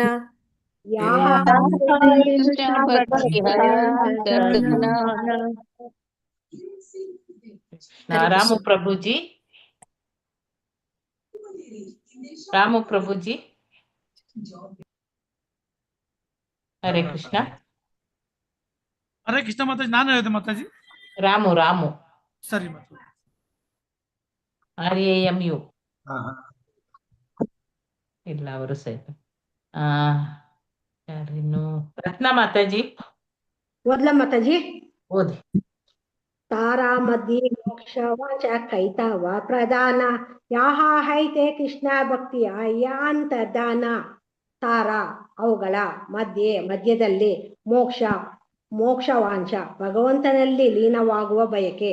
ಕೈತವ ಮೋಸದ ಪ್ರಕ್ರಿಯೆಗಳಲ್ಲಿ ಪ್ರಧಾನ ಮುಖ್ಯವಾದುದು. ಯಾಹ ಹೈತೆ ಯಾವುದರಿಂದ ಕೃಷ್ಣನ ಬಗ್ಗೆ ಭಕ್ತಿಯು ಹಯ ಆಗುವುದೋ ಅಂತರ್ಧಾನ ಕಣ್ಮರೆ. ಅನುವಾದ ಭಾವಾರ್ಥ. ಶ್ರೀಲ ಪ್ರಭುಪಾದಕ್ಕೆ ಜಯವಾಗಲಿ. ಅತ್ಯಂತ ದೊಡ್ಡ ವಂಚನೆ ಎಂದರೆ ಭಗವಂತನಲ್ಲಿ ಲೀನವಾಗಿ ಮೋಕ್ಷ ಸಾಧಿಸಬೇಕೆಂದು ಬಯಸುವುದು, ಏಕೆಂದರೆ ಇದರಿಂದ ಕೃಷ್ಣನ ಪ್ರೇಮ ಪೂರ್ಣ ಸೇವೆ ಸಂಪೂರ್ಣವಾಗಿ ಹೊರಟು ಹೋಗುತ್ತದೆ. ಭಾವಾರ್ಥ. ನಿರಾಕಾರ ಬ್ರಹ್ಮನಲ್ಲಿ ಲೀನವಾಗಬೇಕೆಂದು ಬಯಕೆ ಅತಿ ಸೂಕ್ಷ್ಮವಾದ ರೀತಿಯ ನಾಸ್ತಿಕವಾದ. ಮೋಕ್ಷದ ವೇಷದಲ್ಲಿರುವ ನಾಸ್ತಿಕವಾದವನ್ನು ಪ್ರೋತ್ಸಾಹಿಸಿದೊಡನೆ ಭಗವಂತನ ಭಕ್ತಿ ಸೇವೆ ಮಾರ್ಗದಲ್ಲಿ ಸಾಗಲು ಶುದ್ಧಾಂಗವಾಗಿ ಅಸಾಧ್ಯವಾಗುತ್ತದೆ. ಹರೇ ಕೃಷ್ಣ ಮಾತಾಜಿ. ಧನ್ಯವಾದಗಳು ಮಾತಾಜಿ. ಧನ್ಯವಾದಗಳು. ಅದ್ರಲ್ಲಿ ಏನಂತ ಹೇಳ್ತಾ ಇದ್ದಾರೆ ಅಂದ್ರೆ ಸಾಯುಜ್ಯ ಮೋಕ್ಷ ಅನ್ನುವಂಥದ್ದು ಭಗವಂತನಲ್ಲಿ ಲೀನ ಆಗುವಂಥದ್ದು. ಅದನ್ನ ಅತ್ಯಂತ ದೊಡ್ಡ ವಂಚನೆ ಅಂತ ಇಲ್ಲಿ ಹೇಳ್ತಾ ಇದ್ದಾರೆ. ಯಾಕೆ ಸಾಯುಜ್ಯ ಮೋಕ್ಷವನ್ನ ಅತ್ಯಂತ ದೊಡ್ಡ ವಂಚನೆ ಅಂತ ಇದ್ದಾರೆ ಅಂದ್ರೆ ಮಾಯೆ ಪ್ರತಿ ಕ್ಷಣ ನಮ್ಮನ್ನ ದಾರಿ ತಪ್ಪಿಸೋ ಕೆಲಸ ಮಾಡ್ತಿರ್ತಾಳೆ. ಅನೇಕ ರೀತಿಗಳಲ್ಲಿ ನಮ್ಮ ಒಂದು ಇಂದ್ರಿಯ ಭೋಗದ ಇಚ್ಛೆಗಳು ನಮ್ಗೆ ಎಷ್ಟಿದೆ ಅನ್ನುವಂಥದ್ದನ್ನ ಅವಳು ಪರೀಕ್ಷೆ ಮಾಡ್ತಾ ಇರ್ತಾಳೆ. ಮತ್ತೆ ನಮ್ಮನ್ನ ಆ ಬಲೆಯಲ್ಲಿ ನಮ್ಮನ್ನ ಸಿಲುಕಿಸ್ತಾ ಹೋಗ್ತಾ ಇರ್ತಾಳೆ. ಈ ಒಂದು ಸಾಯುಜ್ಯ ಮೋಕ್ಷವನ್ನ ಏನಂತ ಕರೀತಾರೆ ಪ್ರಭುಪಾದರು ಅಂದ್ರೆ ಲಾಸ್ಟ್ ನೇಲ್ ಆಫ್ ಮಾಯಾ ಅಂತ. ಅಂದ್ರೆ ಮಾಯೆ ಈ ಒಂದು ಏನಂತ ಹೇಳ್ತಾರೆ ಶವಪೆಟ್ಟಿಗೆಯಲ್ಲಿ ಕೊನೆಯಲ್ಲಿ ಒಂದು ಹೊಡಿತಾರೆ ಮೊಳೆ, ಅದು ಹೊಡೆದ್ರೆ ಇನ್ನ ಯಾರು ಎದ್ದು ಬರಕ್ ಸಾಧ್ಯ ಏನಂತ ಹೇಳ್ತಾರೆ. ಹಾಗೆ ಈ ಸಾಯುಜ್ಯ ಮೋಕ್ಷ ಅನ್ನುವಂಥದ್ದು ನಮಗೆ ಮಾಯೆ ಹಾಕುವಂತಹ ಒಂದು ಕೊನೆಯ ಒಂದು ಅಸ್ತ್ರ ಅಂತ ಇಲ್ಲಿ ಹೇಳ್ತಾ ಇದ್ದಾರೆ. ಹಾಗೆ ಏನ್ ಮಾಡ್ತಾರೆ ಈ ಸಾಯುಜ್ಯ ಮೋಕ್ಷವನ್ನು ಬಯಸಿದವರು ಅಂತಂದ್ರೆ ಅವರು ಶಾಂತಿ ಅಂದ್ರೆ ಅವ್ರಿಗೆ ಜೀವನ ಕಷ್ಟಕರವಾಗಿದೆ, ಈ ಭೌತಿಕ ಜಗತ್ತು ದುಃಖಾಲಯ ಅನ್ನುವಂಥದ್ದು ಗೊತ್ತಾಗಿದೆ, ಈ ಭೌತಿಕ ಜಗತ್ತಿನ ಮೇಲೆ ವೈರಾಗ್ಯ ಬಂದಿದೆ, ಸಾಕಪ್ಪ ಅನ್ಸಿದೆ. ಆದ್ರೆ ಮುಂದೇನ್ ಮಾಡ್ತೀರಾ ಅಂತಂದ್ರೆ ಭಗವಂತನಲ್ಲಿ ಹೋಗಿ ಒಂದಾಗ್ಬಿಡ್ತೀನಿ. ಒಂದಾದ್ರೆ ಏನಾಗುತ್ತೆ ನನಗೆ ಅಲ್ಲಿ ನನಗೆ ಶಾಂತಿ ಸಿಗುತ್ತೆ. ಅಲ್ಲಿ ಹೋಗಿ ಶಾಂತಿ ಸಿಗುತ್ತೆ ಅಂತಂದ್ರೆ ಮತ್ತೆ ಅಲ್ಲಿ ಭಗವಂತನ ಒಂದು ಪ್ರಭೆಯಲ್ಲಿ ಅವರು ಲೀನ ಆಗ್ತಾರೆ. ಅಂದ್ರೆ ಅಲ್ಲಿ ಭಗವಂತನ ಒಂದು ಸಾಕ್ಷಾತ್ಕಾರ ಅವ್ರಿಗೆ ಆಗೋದಿಲ್ಲ, ಭಗವಾನ್ ಸಾಕ್ಷಾತ್ಕಾರ ಆಗೋದಿಲ್ಲ. ಮತ್ತೆ ಅಲ್ಲಿ ಯಾರ ಒಂದು ಏನಂತ ಹೇಳ್ತಾರೆ ಭಕ್ತರ ಸಂಘ ಅನ್ನುವಂಥದ್ದು ಸಿಗೋದಿಲ್ಲ. ಅಲ್ಲಿ ಹೊರಟೋದ್ಮೇಲೆ ಏನ್ ಮಾಡ್ತಾರೆ ಅವರು ಅಲ್ಲಿ ಒಬ್ಬೊಂಟಿಗರಾಗಿ ಉಳಿದು ಬಿಡ್ತಾರೆ. ಹಾಗೆ ಇಲ್ಲಿ ನಿರಾಕಾರ ಬ್ರಹ್ಮನಲ್ಲಿ ಲೀನ ಆಗ್ಬೇಕು ಅನ್ನುವಂಥದ್ದು ಅದು ಸೂಕ್ಷ್ಮವಾದ ರೀತಿಯಲ್ಲಿ ಇರುವಂತಹ ನಾಸ್ತಿಕವಾದ ಅಂತ ಇಲ್ಲಿ ಹೇಳ್ತಾ ಇದ್ದಾರೆ. ನಾಸ್ತಿಕರು ಅಂತಂದ್ರೆ ಹರೇ ಕೃಷ್ಣ ಯಾರು? ದೇವರನ್ನು ನಂಬದೇ ಇರುವವರು. ಅವರಿಗೂ ದೇವರಿಲ್ಲ, ನಿರಾಕಾರವಾದಿ. ನಾಸ್ತಿಕರಿಗೂ ದೇವರಿಲ್ಲ. ನಿರಾಕಾರವಾದಿಗಳು ಕೂಡ ಭಗವಂತನಲ್ಲಿ ಒಂದಾದ್ಮೇಲೆ ಅವ್ರಿಗೆ ಅಲ್ಲಿ ಭಗವಂತ ಇಲ್ಲ. ಅಂದ್ರೆ ಅವರು ನಾನೇ ದೇವ್ರು ಅಂತ ಹೇಳುವಂತ ಜನ ಕೂಡ ಇರ್ತಾರೆ. ಹಾಗೆ ಅವರು ಕೂಡ ನಾಸ್ತಿಕರೇ ಆಗ್ಬಿಡ್ತಾರೆ. ಮತ್ತೆ ಮೋಕ್ಷದ ವೇಷದಲ್ಲಿ ಇರುವ ನಾಸ್ತಿಕವಾದವನ್ನು ಪ್ರೋತ್ಸಾಹಿಸಿದೊಡನೆ ಭಗವಂತನ ಭಕ್ತಿ ಸೇವಾ ಮಾರ್ಗದಲ್ಲಿ ಸಾಗಲು ಶುದ್ಧಾಂಗವಾಗಿ ಅಸಾಧ್ಯವಾಗುತ್ತೆ. ಅಂದ್ರೆ ಯಾವಾಗ ಅಂತಹ ಒಂದು ಮಾರ್ಗದಲ್ಲಿ ಹೋಗ್ತಾರೆ, ಯಾರು ಜ್ಞಾನವನ್ನ ಬೆಳೆಸ್ಕೊಂಡು ಸಾಯುಜ್ಯ ಮೋಕ್ಷವನ್ನ ಬಯಸ್ತಾರೆ ಅಂತವ್ರು ನಾಸ್ತಿಕರೇ ಆದ್ರು ಅಂತಾನೆ ಹೇಳ್ಬೇಕು. ನಾಸ್ತಿಕರಾದ್ಮೇಲೆ ಮತ್ತೆ ಅವರು ಭಗವಂತನ ಭಕ್ತಿ ಮಾಡೋದಕ್ಕೆ, ಭಕ್ತಿ ಮಾರ್ಗದಲ್ಲಿ ಭಕ್ತಿ ಸೇವೆಯಲ್ಲಿ ತೊಡಗೋದಕ್ಕೆ ಅವ್ರಿಗೆ ಯಾವುದೇ ಒಂದು ಅವಕಾಶ ಅನ್ನುವಂಥದ್ದು ಉಳಿಯೋದಿಲ್ಲ. ಅದನ್ನಲ್ಲಿ ಹೇಳ್ತಾ ಇದ್ದಾರೆ. ಹರೇ ಕೃಷ್ಣ. ಮಾತಾಜಿ ಸ್ಟಾಪ್ ಮಾಡೋಣ, ನಾಳೆಗೆ ಕಂಟಿನ್ಯೂ. ಓಕೆ ಮಾತಾಜಿ. ಮತ್ತೆ ಪ್ರಶ್ನೆಗಳ ಮಾತಾಜಿ ಏನಾದ್ರೂ ಇದ್ರೆ ಕೇಳಿ, ಅರ್ಥ ಆಗೋದಿಲ್ಲ. ಹರೇ ಕೃಷ್ಣ. ಯಾರಿಗಾದ್ರು ಏನಾದ್ರೂ ಹೇಳುದಿದೆಯಾ? ನಾನು ಹೇಳಿದ್ದು ಫುಲ್ ಫೈನಲ್ ಅಂತ ಅಲ್ಲ, ನೀವು ಏನಾದ್ರೂ ಆಡ್ ಮಾಡೋದಿದ್ರೆ ದಯವಿಟ್ಟು ಆಡ್ ಮಾಡಿ. ನಿಮ್ಮ ಅನುಭವಗಳನ್ನ, ನಿಮ್ಮ ಒಂದು ವಿಷಯಗಳನ್ನ, ವಿಚಾರಗಳನ್ನ ಕೂಡ ಆಡ್ ಮಾಡಿ ದಯವಿಟ್ಟು ಪ್ಲೀಸ್. ನಾನು ಸುಮ್ಮನೆ ಜಸ್ಟ್ ಹಾಗೆ ಓದ್ತಾ ಹೋಗ್ತಾ ಇದ್ದೀನಿ. ಹೇಳಲಿಕ್ಕೆ ಇಲ್ಲದಿದ್ರೆ ಮಾತಾಜಿಗೆ ಎಂಡ್ ಮಾಡ್ತಾರೆ. ಮಾತಾಜಿ ನೀವು ಎಂಡಿಂಗ್ ಹೇಳಿ, ಅಟೆಂಡೆನ್ಸ್ ಹಾಕಿ ಎಲ್ಲರೂ.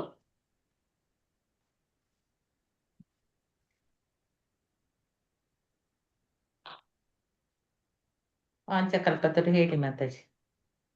ವಾಂಛಾಕಲ್ಪತರುಶ್ಚ ಕೃಪಾ ಸಿಂಧುಭ್ಯ ಏವ ಚ ಪತಿತನಾಂ ಪಾವನೇಭ್ಯೋ ವೈಷ್ಣವೇಭ್ಯೋ ನಮೋ ನಮಃ. ಅನಂತ ಕೋಟಿ ವೈಷ್ಣವ ವೃಂದ ಕಿ ಜೈ. ನಾಮಾಚಾರಿ ಹರಿದಾಸ್ ಠಾಕೂರ್ ಕಿ ಜೈ. ಇಲ್ಲಿ ನೆರೆದಿರುವಂತ ಎಲ್ಲ ಭಕ್ತರಿಗೂ ಜೈ. ಹರೇ ಕೃಷ್ಣ. ಧನ್ಯವಾದಗಳು ಮಾತಾಜಿ. ಹರೇ ಕೃಷ್ಣ ಮಾತಾಜಿ, ಧನ್ಯವಾದಗಳು. ಕೃಷ್ಣ ಮಾತಾಜಿ ಧನ್ಯವಾದಗಳು. ಕೃಷ್ಣ ಕೃಷ್ಣ ಮಾತಾಜಿ ಧನ್ಯವಾದಗಳು. ಹರೇ ಕೃಷ್ಣ.